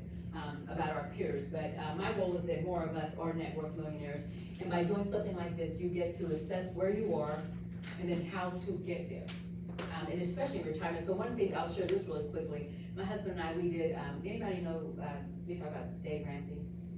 Okay, so my husband was kind of living like that before, and so one thing that we did is we did the envelope thing with, you know, budgets. I hate budgets. Who does budgets? I mean, you write it down, really?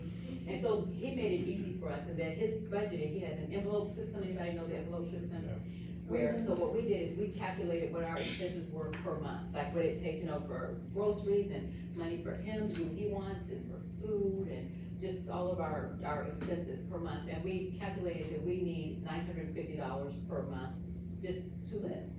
So we go to the bank, we get, at the beginning of the month, we get $950 in cash, we put it in an envelope. That's how we live on the month. That's how we do our budget. We know if it's in the envelope, you have the money for it. If it's not in the envelope, you don't. Now, we do differently. Gas at the pump is different, but that's how we do. That's how we do our budget. In the beginning, we did an envelope for him, an envelope for me, but I ended up having to borrow from him all the time. thankfully, he agreed. We have all our stuff in one envelope now, so we'll go get money out of the envelope when we're doing something. So that's our easy way of budgeting, and it makes our lives easier because it forced us to calculate what our monthly expenses were. And on top of that, what we know for retirement purposes is how much does it take to run our house each month and our basic bills. And so we don't have a mortgage. And so we calculated that $1,000 a month is what we need in order to run our household, pay utilities and all of that. Total per month to live, we only need $2,000 a month to live. $24,000 a year, we live a basically good life. That is what we need. And so for retirement, it's easy to understand that. And so when we figure out, so retirement, we want to do some things differently, more travel, because that goes in travel. Travel is so important to me. My real estate income from selling homes, that goes into travel, because it's important to me. That's my quality of life, and that's my contribution to the family. And so anyway, we know that what it takes is the $24,000 a year. How will we get there? And if we want to do a little bit more travel, how much more do we need to add in? And so that was for us the benefit of doing, the calculations here, is to know where we are. And so for you, my goal for you is that you know, okay, I need, and when I retire, when it's time to retire, I'm gonna need to earn $3,000 a month. How am I going to get there? And remembering then Linda's story about the 10 properties that rent for $600 each, so that's $6,000 retirement. So that was the purpose of this, is just to have you consciously think about that. Is that exercise helpful? Is it? Okay, I hope so. It's helpful for me. And my husband said, make sure people know about Social Security. I don't, in my mind, I don't calculate it. I don't think I'll have anything. I have no expectations of Social Security at all. If we get anything, it's just bonus. But he, like I said, he's retired. We started going to some of these workshops about retirement, and they're talking about it. So you could figure out by going to that website what you will get in retirement when you retire at 62, 65, and it could just be part of the budget, but it is something that may be coming to you that may be important to add to the other things you're going to do. John D. Rockefeller, one of the richest men in the world at one point in America. The major fortunes in America have been made in land. We keep hearing it again and again and again, and we just need to believe it. And so our plan is to lay the groundwork, get our finances in order, get debt-free. That's important to me. For some people, they don't mind debt. Is there anybody that wants to be debt-free? Is that important, or because some people don't? On Zoom, anybody find value in being debt-free? Oh, yeah. Okay. Yes. Well, I learned if there's good debt, there's bad debt. Okay, you say good debt. Well, I would say there's acceptable debt and there's bad debt. You don't want anything to be a liability.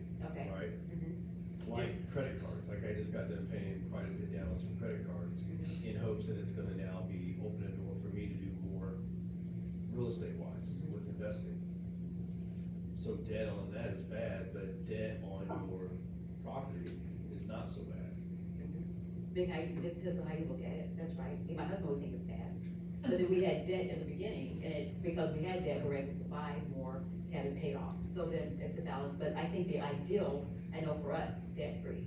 The moment we became debt-free, you know, Dave Ramsey has you call in. We didn't do that, call in and say, we're debt-free. We didn't do that, but being debt-free is very important, and it gives you peace of mind. And then building up your savings and reserves, and we need to create, and we just talked about it, a realistic budget for every day. So our goal is to get debt-free and financially prepared. Dr. Dennis Kimber, we talked about him. He said frugality is one of the essentials of success. It is the unwritten law of wealth.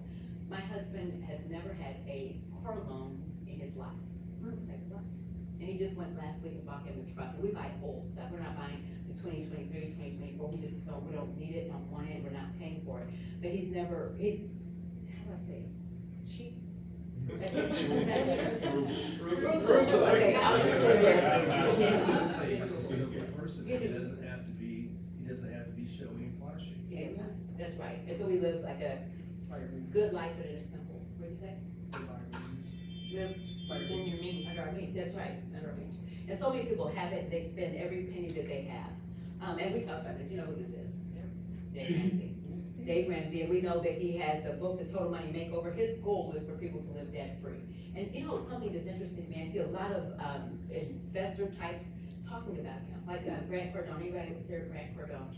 He doesn't agree with being debt-free, or they have a problem sometimes with Dave Ramsey wanting us to be debt-free, which doesn't make sense. I mean, he has Financial Peace University classes. You can find those in churches around the city, where you can attend the classes where they walk you through and hold your hand as you become debt-free. He has what he calls a debt snowball. You start paying off your smallest debt first. You put everything, just like my husband did with the property, you pay it off. And then the goal, and not calculating what has the highest interest rate, none of that. Take the smallest debt and throw everything at it, pay it off. And his goal, his thought behind that is you have a success. Then you've done that, and so you're motivated to move on to the next one. So you do the smallest and get them out of the way. And he's also on the radio every day. And he's also on, you can find him on YouTube. And so he's just great to listen to. And on YouTube, you'll see people calling in, telling their stories. And that's just, I mean, just motivational and helpful too. And so 2 options in buying real estate. You can fix and flip, which you talked about, or you can buy and hold. And most of the people I think in the room have decided they buy and hold. Are there any flippers here? Okay, so what do you prefer, flipping or buying and holding? And for the flippers, why? Okay, both. And what do you? I started with the fix and flip, and I think more so, I think it's an opportunity for to build your working funds, because it may be, it's a quick fix, but yes, you will get taxed more probably at least 30%, right? Depending. Where your buy and hold is, it's all considered now an asset, so you have a lot of write-offs, and it balances out. But if you don't feel like you have the funds to get into a buy and hold, which is, unless you're gonna buy something distressed, renovate it, build equity into it, and then you can refinance it based on the equity you got in it. And sometimes not have to put any money down, which is how you can turn a fix and flip into a buy and hold. But if you go straight to a turnkey, which I've never done yet, because I'm just not experienced enough in it yet, I think I still have to have at least 20 to 25% to put down on a turnkey. Well, that's 25 to 30 or maybe 40, $50,000. If I don't have that sitting around, I could put 15 down on that. So you know, it depends on where you are, I guess, financially. Okay, you had something in you? Yeah, I think your, fix and flips really tie up cash flow. And so that's been my experience. And so what I want to get into the buy and hold where you have cash flow coming in that is better than, you know, what's going out. Fix and flip, you got a big payout at the end once you close on it. But, you know, prior to that, you're paying contractors, you're paying a lot of different things. And so it ties up money that you don't really have access to. And we were talking about like that money that you get out of it, how to keep from being taxed on that. Anybody heard of 1031 exchange? What was that? The 1031 Yeah. exchange. You had something you were gonna say about, buying and holding? No, I do both. You do both? Do you have a preference? I love the flip. You like the fix and I flip? love the flip, Why? but the rentals allow me to do the flips. So they help you fund the flips, okay, very good. And then sometimes using the equity in what we're holding. Anybody online wanna share if you have a preference, especially for fix and flip? Can you speak to that? Anybody? I don't know that we've done a whole lot of that. Mostly, I feel like we've been fortunate to pick up rental properties that had tenants. And then when their lease was up and they left, we were able to rehab. And by the time we wanted to rent it again, we were able to get a lot more rent. Plus we had the equity in the property. So it kind of put us in a good spot for that aspect. But we're rehabbing one and we're getting ready to sell it. So I guess we'll see how that plays out. Right. And so, thank you all for sharing. My husband and I, in the beginning, we had rentals and then we did the fix and flips. I'll tell you one thing, when you don't have a plan for it, like we would buy something and we'd make 20, 30,000 on it, and we'd spend it. Because we weren't thinking about it. We were younger, we didn't think about it. Now we're at a different stage where we're more deliberate about it. But there are opportunities to make a lot of money in the fix and flips, and then the 1031 exchange is a way to roll your money in without being taxed on it when you buy another property. We'll talk about that a little bit later. But just to know that these are a couple of the options that you have, and what is your personality and what is your risk level, and to be deliberate about that. So the question is money, it's always about money. How are you gonna pay for it? Traditional mortgages, FHA, conventional, and VA, hard money loans, anybody used any of those? I have, I would stay away from them as much as I can. You try to stay away, they scare me. Their rates are just so freaking high and I've learned that I think I would much rather find someone locally that I can talk to you face to face than someone who tries to be this nationwide lender. So a local lender is better than. I worked with this one last year, 2 years ago, and their packet was so thick on their contract that the title company wouldn't even deal with it. We're not dealing with it. So you have to be careful who you get money from. And the hard money loans, there's a place for those for people who couldn't necessarily get the other types or who prefer hard money loans. So anybody else who uses them, will you share your thoughts about why you use hard money loans? And those are non-traditional lenders. A lot of times the house doesn't qualify for the loan. And so if it's a fixer-upper, you can't get a traditional loan. Okay, and so you have to look for a hard money lender where your rates may be higher, but it's the cost of doing business you build in, the higher rates, and just know that you're going to be able to get the money that you need. Go get it paid off. Get it paid off and then move on to the next one. Just use it, but be very careful with the hard money loans.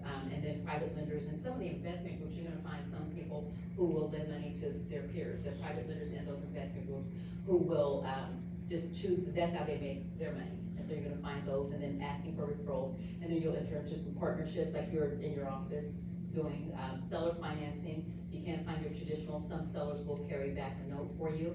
And then we talked about the line of credit, getting a line of credit against the property to use to buy the properties and to renovate the properties. And that made our lives easier on the last one that we did, is that we just had like I think on our current home, we had like $100,000 line of credit. We bought a little house for 20-something thousand. we put, whatever, we put 20, 30 into it, and then we ended up selling it. But it made it easy for us, because we didn't have to get any appraisals, nothing. The money is sitting there, it's like having cash, and our bank literally will give you a checkbook. And so when you're going to use and advance your line of credit, if I have a contractor, I'm writing him a check. He doesn't know anything about where it's coming from, and it looks like cash. We made an offer on a property, it's a cash offer. Because we're not having to do all the appraisals and your loan contingencies. I think the line of credit, if you have equity in your home or one of your properties, is probably one of the cleanest, easiest ways to go. But remember, you're putting your property in jeopardy. If you don't make the payments, you could lose the property.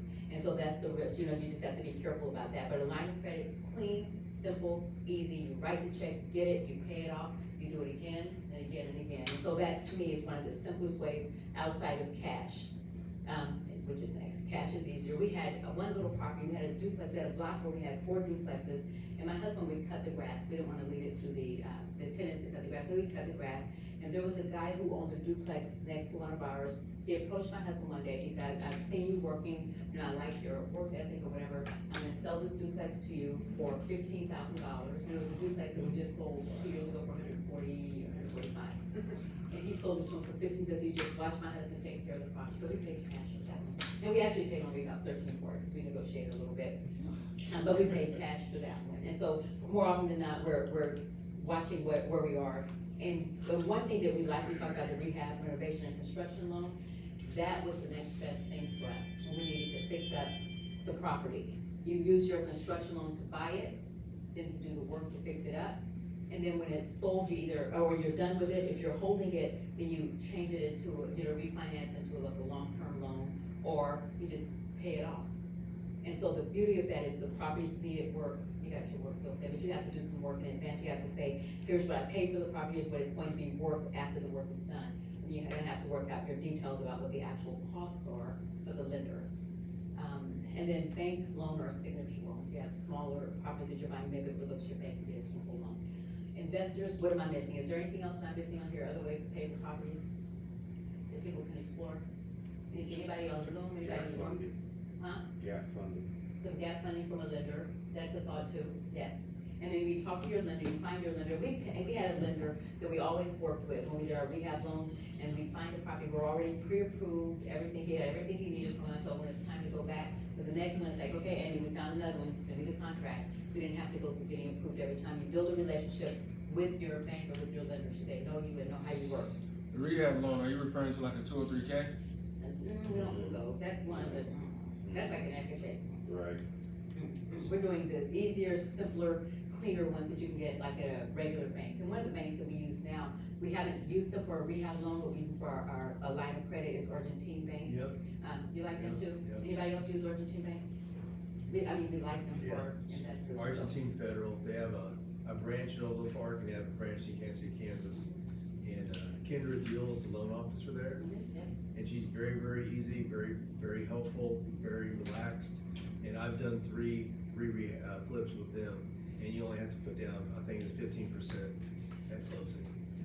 And then keeping in mind, with the money you put down, when you're structuring these deals, talk to your CPA, what is the best way to structure these deals when you're working with your banks? Because the lender, back to your point there, the lender, your CPA may have certain ways for you to structure some of these loans in the way you do your business. So always talk to your CPA for advice before you do anything.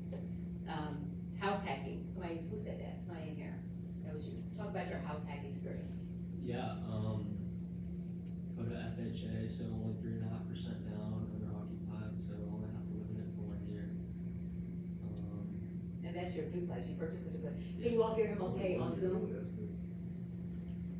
Did you all hear, what's your name? Paul. Did you hear Paul just now?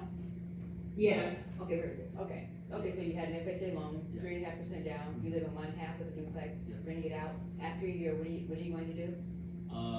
Yeah, after my year's almost up, so just moving out, bringing out the other side. And then Fannie Mae actually came out with the 5% down on multifamily, 2 to 4 units for under occupied, so it's probably my next move. And that just happened, that was in the last few months. Yeah. And so that is an option. And so some people, where do you start? If you could start with the duplex and help get your mortgage paid by the other side, that's great. House sharing, anybody heard of house sharing? So for example, in the city of Kansas City, Missouri, you can have up to 5 unrelated people living in a house at a time, and it's legal. Shawnee, Kansas doesn't like house sharing, that was in the news sometime last year. And so they do not want that, but in Kansas City, you have to check the rules in your place. In Kansas City, you can do that. So for example, across the street from me, they kind of cheated, they have like 7 bedrooms in the house, but they rent the rooms out for like $400 a month. If you have 7 bedrooms, $400 a month, and it's a normal neighborhood, just a room, and the house only has like 3 bathrooms, so they're sharing bathrooms, they're sharing kitchens. But that's another way, if you own a home, open up your rooms to share, or purchase a home with that in mind. It's another way of doing it. And then the multifamily, buying 5 units, and then like you said, there, I think it's on here, new ways of paying for, new 5% down, conventional financing to get into it, you're not paying 15-20% down. And so the FHA, one loan at a time, that's one of the drawbacks there in the beginning. Conventional, you can have multiple loans, is there up to 10 loans, is that right, for conventional loans? The banks won't let you have too many, but you have multiples and private money and hard money lenders, and then line of credit, and then the duplex, 5% down multifamily line plus. So we talked about all of these, how the house hack. Anybody heard of BRRRRRR? Yes, in investor circles, and so Bigger Pockets talks about it. You buy, you rehab, rent, refinance. Bye, see you later. Thank you. You're welcome. And then we refinance and then repeat. And so this is what some investors, they build their business on doing this. Anybody do this? That's the goal? That's the goal. Okay, so this is what they do constantly. So Bigger Pockets is another resource to look at. But when you hear BRRR, that's what they're talking about. And so here's what one of our homes, I talked about this before, 72,000 we paid for, now we're 500. We may get a line of credit, maybe somewhere around 4, or someone to go to Kendra and see what she'll give us. And then we're gonna buy some things. And we also have a line of credit on our home worth 100. And so I want my money lined up before I start looking for deals, because the worst thing that can happen is you find a deal and not have your money ready. That is the worst thing. So we're gonna make sure all of our money is lined up first. And then how do you price your rentals? Somebody has something? I had a question about the line of credit. Yes. Is the line of credit based on just one asset, or can you combine them? It depends on the lender. Because, and some of them will require you, it must be on your own personal property. They'll only give you a line of credit on that. But, Argentina will give us one on an investment property. But we had somebody else that said they'll only do it on ours. And so when it's time to price your rental, it's just like in the last, when you're doing a market analysis, you have to look around and see what the rents are. What are people paying for rents in other places? And so that way you do it. And keeping in mind too, and Zillow's probably one of the best, even though we kind of don't like them a whole lot.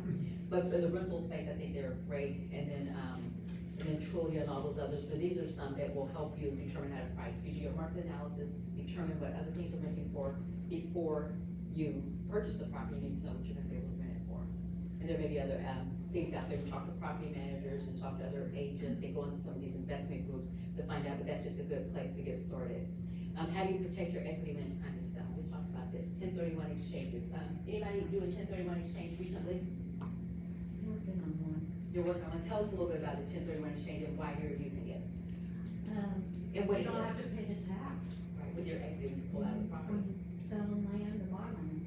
Okay, you have to buy, it's a like-kind It exchange. has to be the like. So from And rental I have property to 45 rental. days to determine which piece of land I'm gonna buy. And so the thing, and you said you've done a 1031 exchange, any experience you'd like to share about why you did it? 2 to 5 years, I think is what it is. Like you have to, like if it's your primary goal and you're setting it, if it's within, if you look back on the same date. Oh, that's your capital, same capital It's gain. same capital. So when you cross that, this is your alternative option for you to avoid the capital gain tax and then defer it. It's not completely gone. It's deferred to the future rate. So like kind properties, rental to rental, doesn't have to be single family to single family. You can do single to multi to single. Or land, all of that. All of that. So very flexible. So all of that is available, yeah. So the main thing is you don't touch the proceeds, net proceeds in your name. You have a third party Intermediary to hold that funds, so you can go and purchase the other property, the exchange property.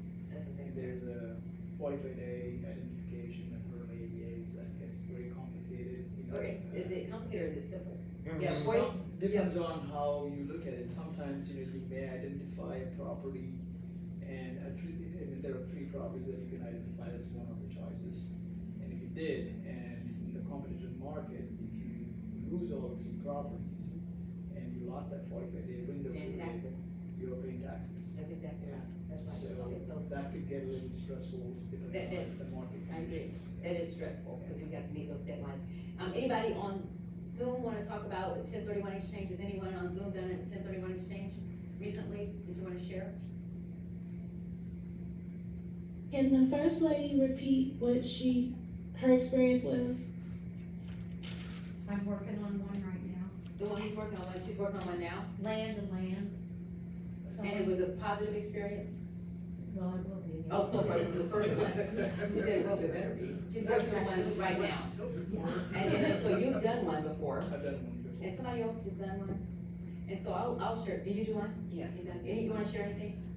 We ended up cashing out on ours because we actually made a little bit, so, but it was a single family home, and we ended up just cashing out. We were gonna try to find a like-minded one, but we couldn't find one, so that's what we ended up doing. And so that's the challenge and that's the stress. So what we did, my husband and I mentioned to you because of some of the laws that went into place in the city of Kansas City, Missouri, made us mad. We said we're getting out of this marketplace, we wanted to sell. And so we sold, some duplexes or fourplex, or whatever it was 13 units. We sold those units, and the money that we were going to make from that, I think those were like, represents maybe almost $700,000 or so. We didn't want to pull that money out and be taxed on it. So we chose to do a 1031 exchange and roll all of that into the properties that we bought in Branson. So we bought the condos in Branson for cash, using the proceeds from the money that we sold here, and didn't pay a single penny of taxes on it. And we also didn't get to touch it, we didn't need to have it, it went right into there. And like you said, it's deferred, you're not saving the taxes, so if I go and sell them, they're gonna recapture the savings, so it's deferred. But our goal is to hold on to them for a long time, so we shouldn't have anything to worry about. The challenges and then the stress comes in. You have 45 days to identify the property that you're going to replace it with. Has to be kind of a similar property, a rental for rental. So you have 45 days, and you will give them up front, here are 3 addresses, and there are ways, I think, to extend it to add more addresses. Here are the 3 addresses, I'm going to buy one of these properties. So you get to your 45 days, you give them those addresses of one of them you're going to buy, and then you must close on whatever properties you buy in 180 days. So you have a little time to do what you need to do. And so what we did is we sold most of ours first. We went to Branson to make sure we could find what we're looking for there. Before we got into that market, we'll be able to find something for the price range we're looking in. And we said, yes, we feel relatively confident. Put ours on the market here. Some of them didn't go on the market, we sold offline to other investors. Put them on the market, and sold them, and then the clock starts ticking the day that you sell, and then you must identify your properties and get it to that 3rd person. And we worked through a title company, worked with the 3rd person, say, here are the properties that we're gonna buy one of these. And then at the end of our 180 days, we closed on it, so that gave us time to negotiate, when we went to Branson, yes. So when you're doing the exchange, it obviously has to be a like property. A rental, Just a for a rental. rental. Okay, so I mean, for example, if you're selling one, but with the proceeds, you can purchase 2 properties, that's still likewise, it doesn't have to be a property that's 1,500 square foot for another property that's 1,500 No, square it's the foot. rental, the like kind, how you use it.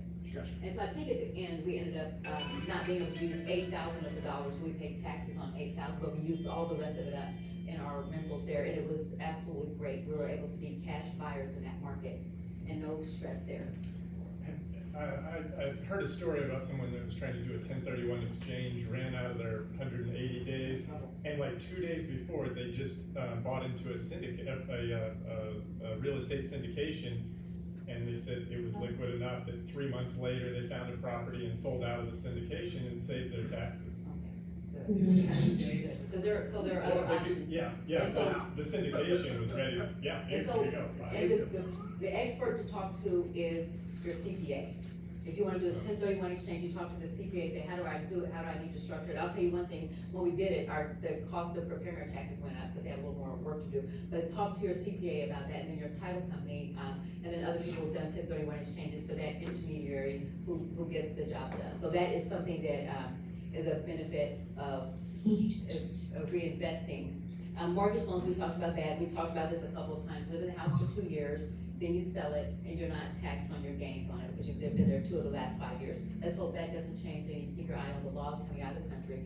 And Dave, I was gonna play this video, but we'll come back to, I don't think we have time, so we're not gonna play this, you should always find him online. I'm gonna keep going past that. And I want you to, those people, I want you to Google them and to look, I'm on YouTube, listen to Dave Ramsey, Dennis Kimbrough, and then all of those other experts, just look and learn, where to start.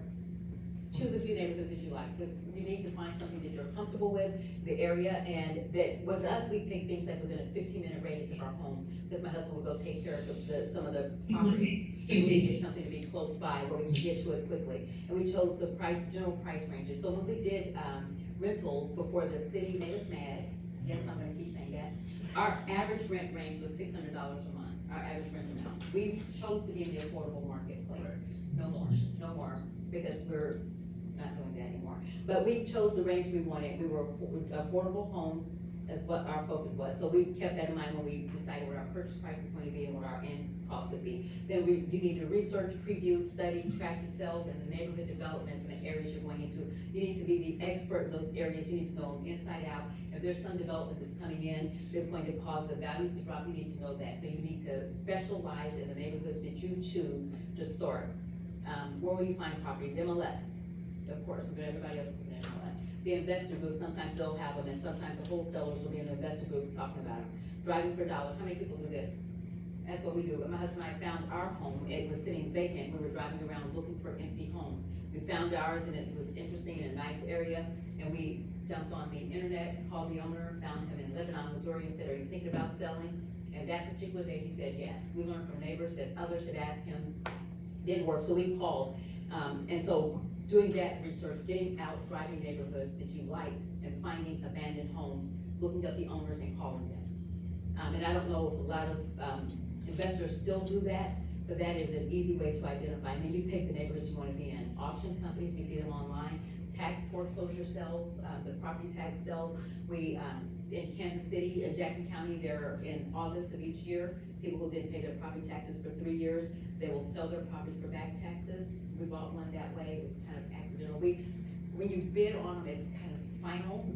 And we made a bid on a particular property, and when we got back, you walk up, you make the bid, you win, you go, you pay for it, cash or however, and we got back, it's like, oh, we bid on the wrong property.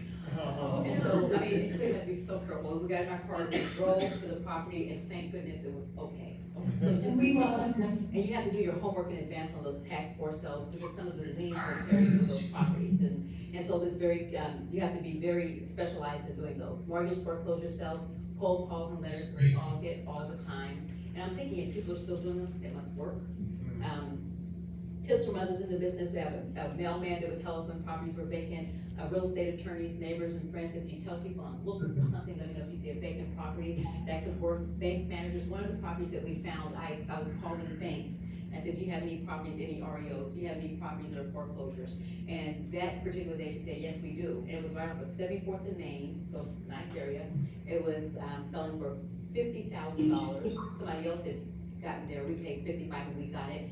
That's one I wish we would have kept. So some of our properties we buy, it's like, and we flipped them, we should have kept them. We rented it for a year, but if we would have held on to that, it's worth so much more now. So you can call banks to ask what they have.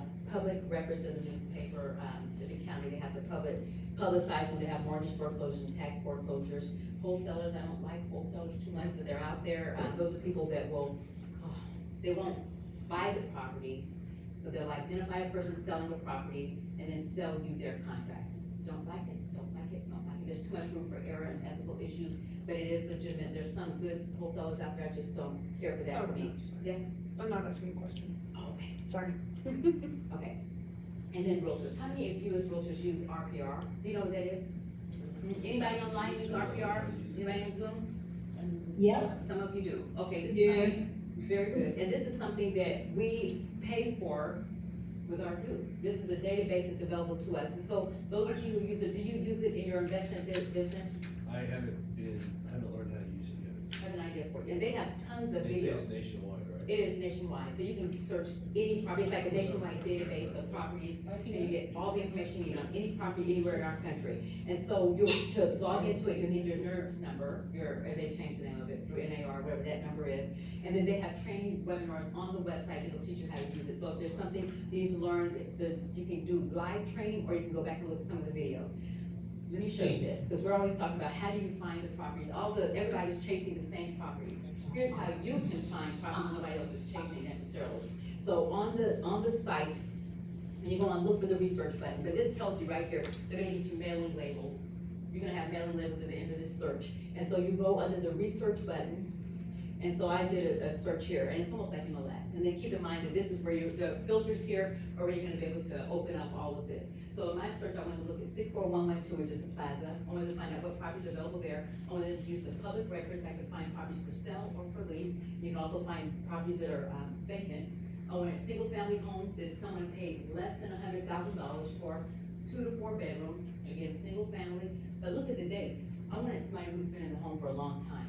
And so I wanted to see who's owned their home, who bought it between January 1st, 1960 through 2000. So these are the people who I'm targeting have owned the homes for over 23 years. So what does that mean? They may want to sell. And equity, they've been there for a long time and it may be time to turn over. So I want to know all of those people who have those homes, 2 bedrooms, under 100,000. And then remember this, when you get on there, when you start looking around, remember that filter's right there. And so that search, 64112, public records, found 76 properties. It's gonna give me a map, so you see Brush Creek, so you see the plaza, and you see these over West Plaza area. And I said, okay, let me look at this one for 59 that's on Fairmont Street, right there. So I pulled that one up, and so again, this is the map, the search, and here's that property. It'll give you everything you need to know about the property. So Carol purchased this home back in 1990 on June 19th, 1990. She paid $59,000 for it. And the value could be, we always have to double check this, somewhere around this. There's the house. And so if I wanted to approach Carol or any of the other 76 by sending them something, calling them, knocking on the door, leaving something at the door, I have all the information that I need. I can do all of my research from this site.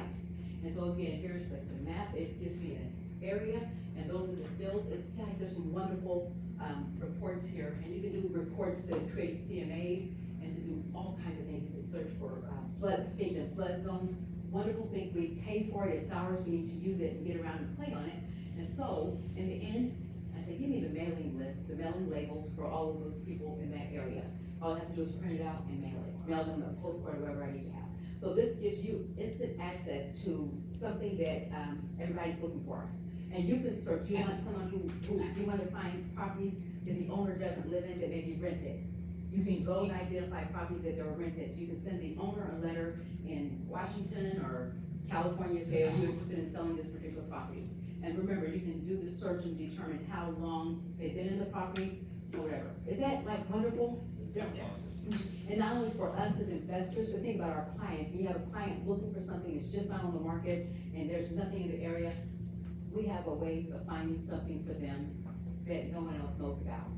So that hidden market. So that's something that I think is just the most wonderful thing ever, and they make it easy for us. We just need to use it. We're already paying for it. And so you found the property. Now what do you need to do? We need to identify the deal, and we need to looking at the clock here.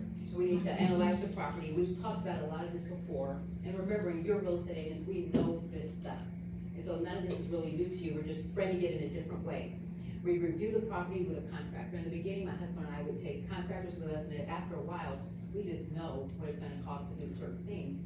And we're going to estimate our renovation before we make the offer to make sure the numbers work.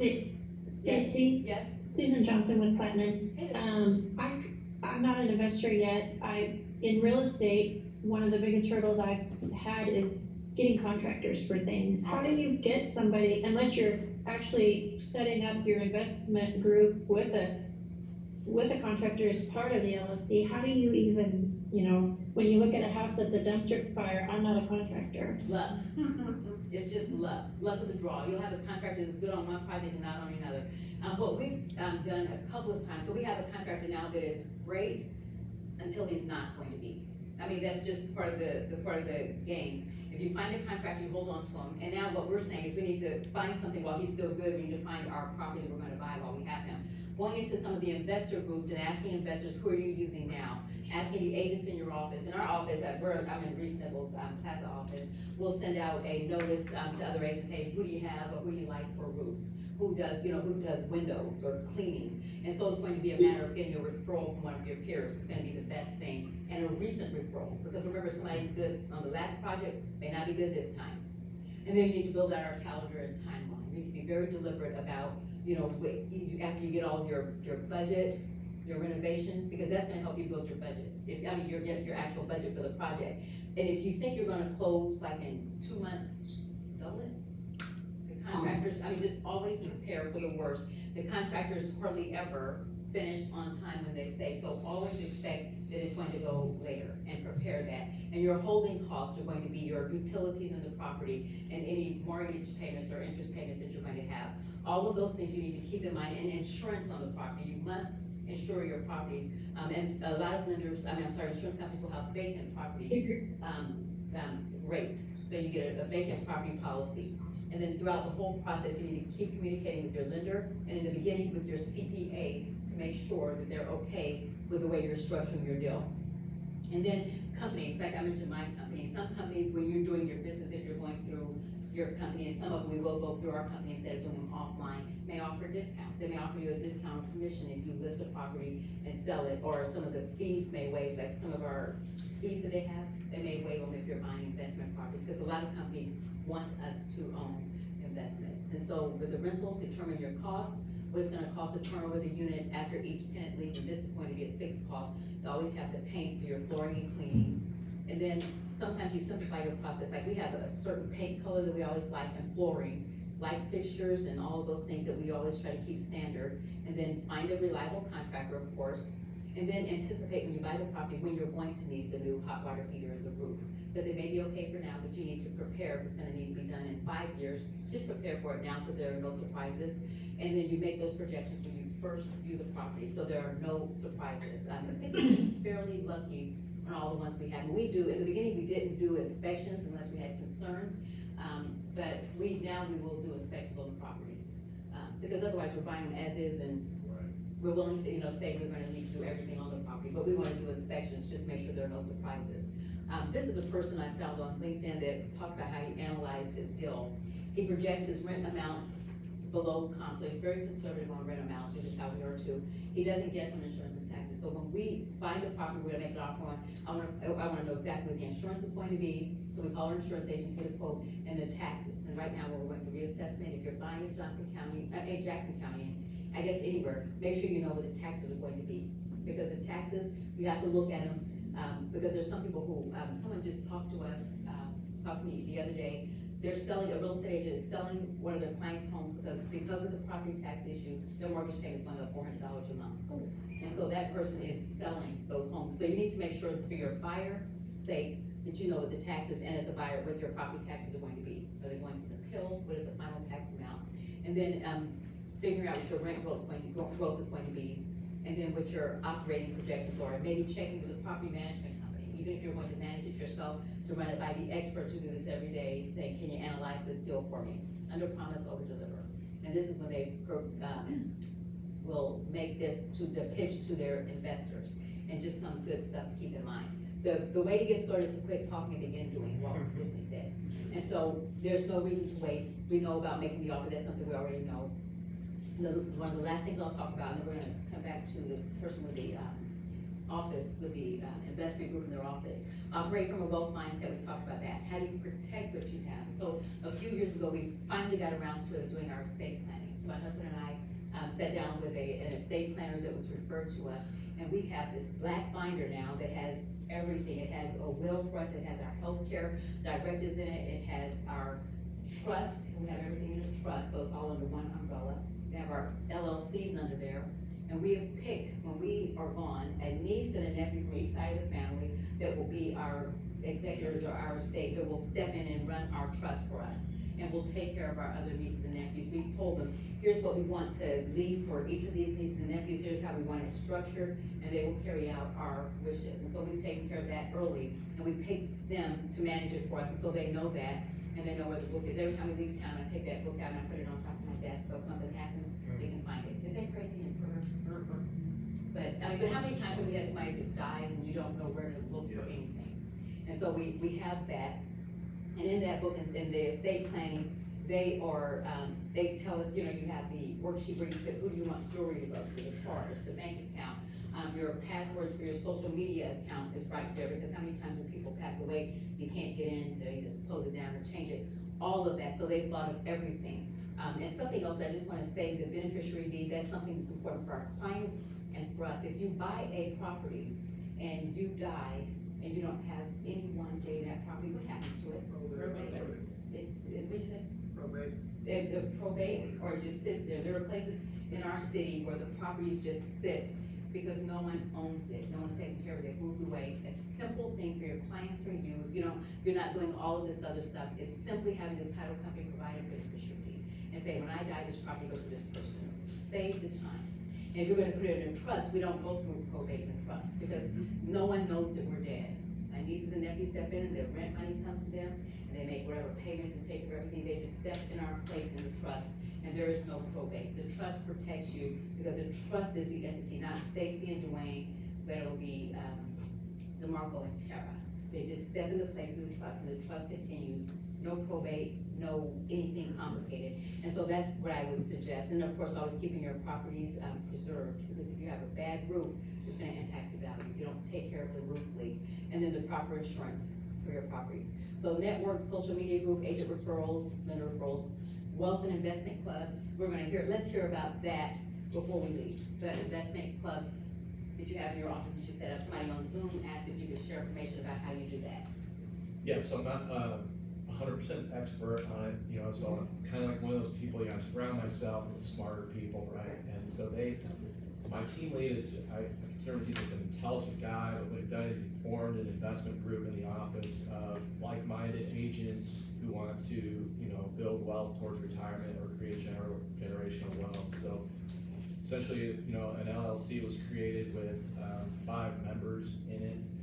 And so 5 agents said we're gonna work together. Yes, 5. Create an LLC. That's correct, so each one kind of has a position, president, vice president, treasurer. And what it does, for us, I think the conventional loan for a investment property was about 25%. So as opposed to one person coming up with that entire 25% down, so the example I'll give is a $100,000 property, $25,000 down. For one person, that's a big chunk of cash. So if you have 5 people in the group, each person essentially is coming up with $5,000. And so we use our real estate sales and business to kind of finance, the purchase of a property. So for that example, it might be one closing, and everybody has $5,000, another $25,000 to put towards the purchase of another property. And so then we have, a property management company that manages the properties for us. So they screen the tenants, they take care of the repairs, things of that nature. So, we kind of just watch the data and watch the cash flow on the properties. And then, he's somewhat of a savvy investor. So sometimes, we'll all agree upon using some of that cash flow to maybe put towards other investments, or, again, the purchase of another property. So to start off, we all we identified a property. We each came up with our initial, money down with some additional seed money to cover upfront costs, and kind of went at it in that manner. And so that is something that anyone can do in their offices right now. Yes. And so that is wonderful. My only partner is my husband, because I'm not putting money with anybody else that that could be complicated for us, but if it works, it works. If you have agreements in place, then that is a great thing. What our company, what Reese Nichols does is that we have an investment club, or we have our wealth investment meetings, and we started doing this last year. And all we do is we gather like this. We have speakers come. We had someone come in and talk about how to structure the lawyers, how to structure things. We had someone come in and talk about hard money or the different types of loans. And so it's more educational, and we're just there to encourage each other. And one thing that I did at one of the times that I talked to them, I told people, just go do it. Just go buy a property. We know real estate. Go buy a property. The next time we met, and 2 people say I went and bought a property. Because we know real estate. Who else but us? We know that the first step, you go get approved for your loan, get the financing in order. We know where to go and what to do. We talked about it today, and you know that anyway. Get your loan, get your financing in order, and go find a property and buy it. Right? Right? And so how many of you, and I'm gonna zip through all these because we're at the end. Well, I do want you to use this is another resource, Mid-America Regional Council. They have a study on there, who's buying some of the properties in our area, and there are there's some data on this website that you can use for research and markets and things along those lines. And so I think the Mid-America Regional Council, and it's in our region, the cities around our region, Napoleon Hill, knowledge is only potential power, becomes power if and when it's organized into definite plans of action and directed in definite means. So that's my goal for you today. And you have this sheet with you that you'll take with you and then answer the questions, your current situation, when are you going to retire? Here are the people you need on your team. We talked about it, the loan officer, the investor groups, the title company, insurance agent. That's all on here, who you need for your team. Check the box once you have accomplished these particular tasks, and a name of an estate planner, or attorney, CPA, get all of this together in one place and just start buying your properties. I mean, it's literally that simple. Am I missing anything, other investors?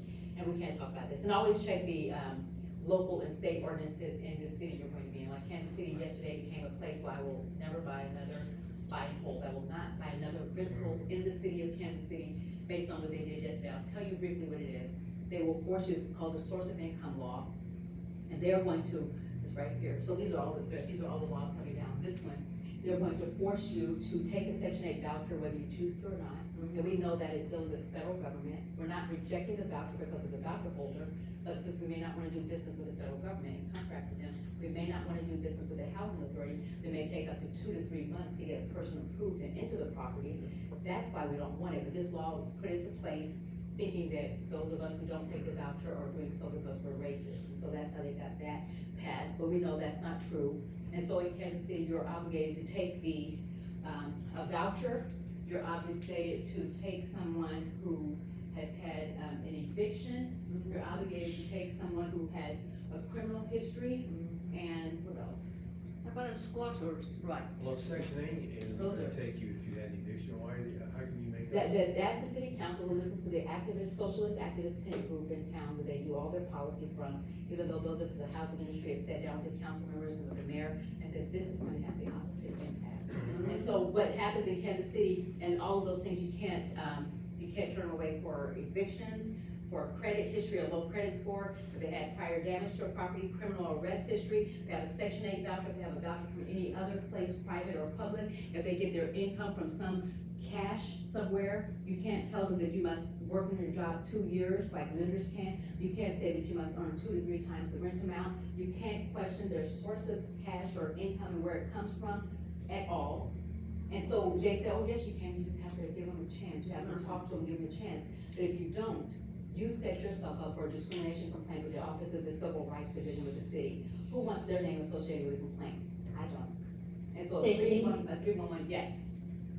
Clearly, none of the council members are investors. Only one owns rental properties, but it's not her source of business. She has to be the mayor pro tem. None of them have listened to the rental property owners and the realtors, and the realtors mounted a fight against. That's our association and a group that I lead, the KC Regional Housing Alliance. We mounted a fight. We met with them and told them the problems, and they didn't believe us. They voted it in yesterday. We will be selling the properties we own in Kansas City. I have an investor who is in California who has 43 properties. 4 of his properties will be going on the market tomorrow. So people will exit the market. There'll be fewer things available, and our prices are going to go up. And so this is happening across the country. You haven't heard about this one yet. Good cause, just cause eviction. That is, in this country, this day this happens, where a tenant's in your property for 12 months. And the lease is over, you're saying, hey, thank you, good doing business with you, I'm gonna do something else with the property. The tenant can say, nope, I'm not going anywhere, and the tenant stays in your property for as long as they want to. You cannot make them leave your property. That is in place in this country. That is in place. And so we're fighting at a local level, we're fighting at a state level, and at the national level. I told you I'm part of the National Association of Realtors Property Management Forum. I'm asking those groups, our realtor organizations, to stop the craziness because it is in place across the country. And if we don't stop it and protect private property rights, we will lose them. And so me being able to retire because my properties are here will disappear. The socialists who are putting these out are. Is this Kansas City, Kansas, or Kansas City, Missouri? Kansas City, Missouri, but please believe that it passed yesterday, it's going to spread. And it is in Can other you tell us, places. This is in other places across the country, and it's in, Lawrence, it just passed in Lawrence. And so all of this stuff is happening, so we're watching it, and if anyone wants to watch it with me, Can you tell us again, I'm sorry, can you tell us again what law was passed? It's a source of income ordinance in the city of Kansas City passed yesterday. You'll see it in the news, the yellow t-shirts, the people with the yellow t-shirts who own not a single piece of real estate, creating our policy. Dr. Thomas Sowell said it, Thomas Sowell said it best. He said, one of the real problems is you have people making decisions for which they pay no price when they are wrong, no matter how high a price others pay.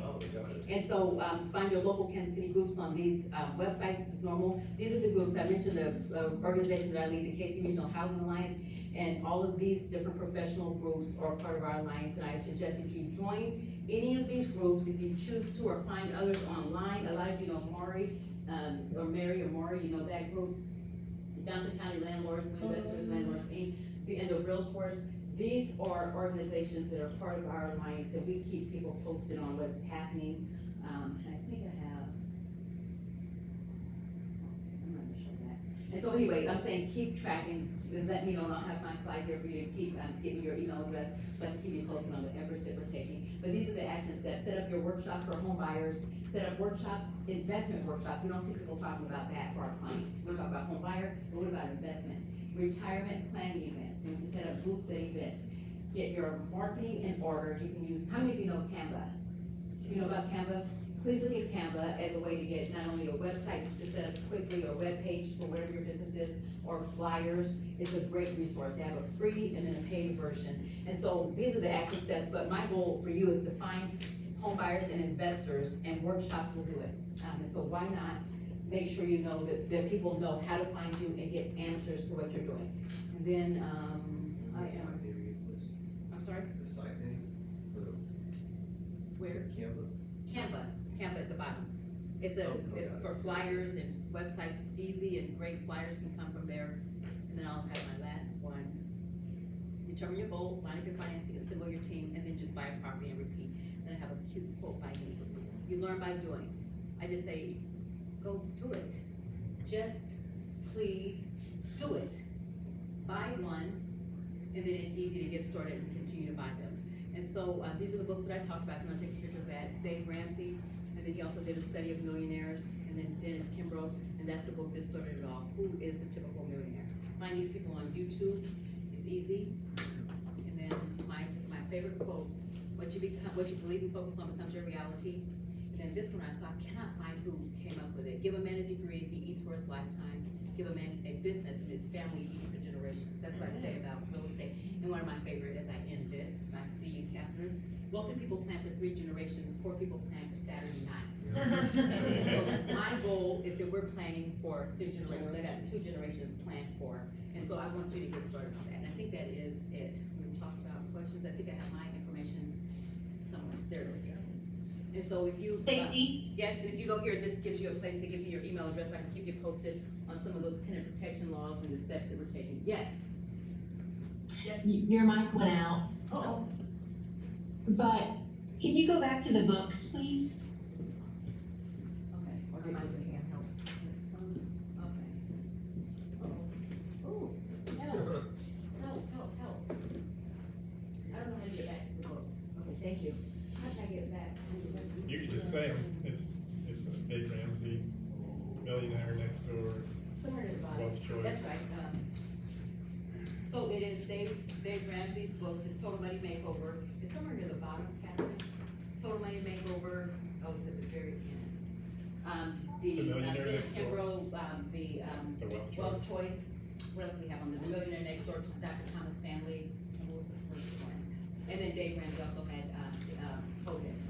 Chris Hogan talking about the profile of the average millionaire, and that was just done in the last couple of years, so that's fresh and new. And it's right before that one, Catherine.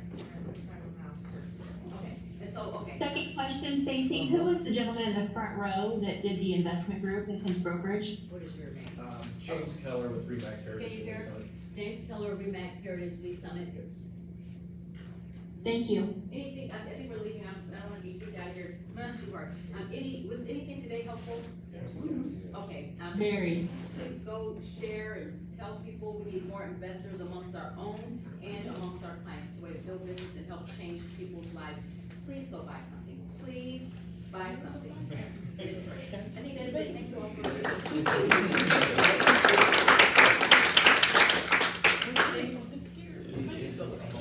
All right, thank you, everyone. Thank you, virtual attendees. You can log off, email education@kcrar.com if you have any questions about the session. We'll get you connected with Stacy if needed. Thank you, everyone, for being here.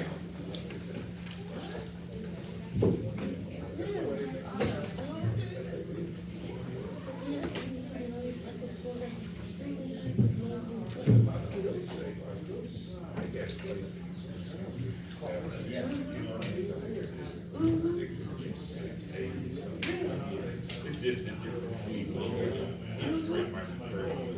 At least you can get that first one started and then you can refinance it. Yes. Yes, Wait a ma'am, minute. right. Red Friday now. All right, Thank you. It's nice talking to you. Thank you. Amen.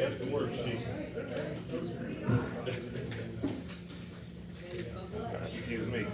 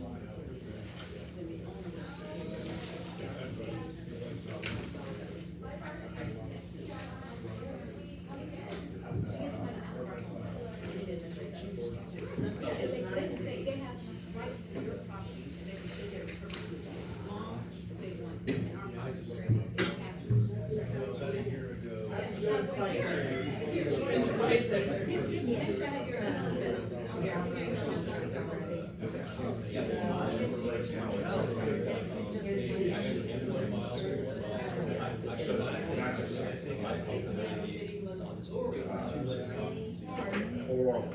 Yes. And then, so you go to Kansas City land.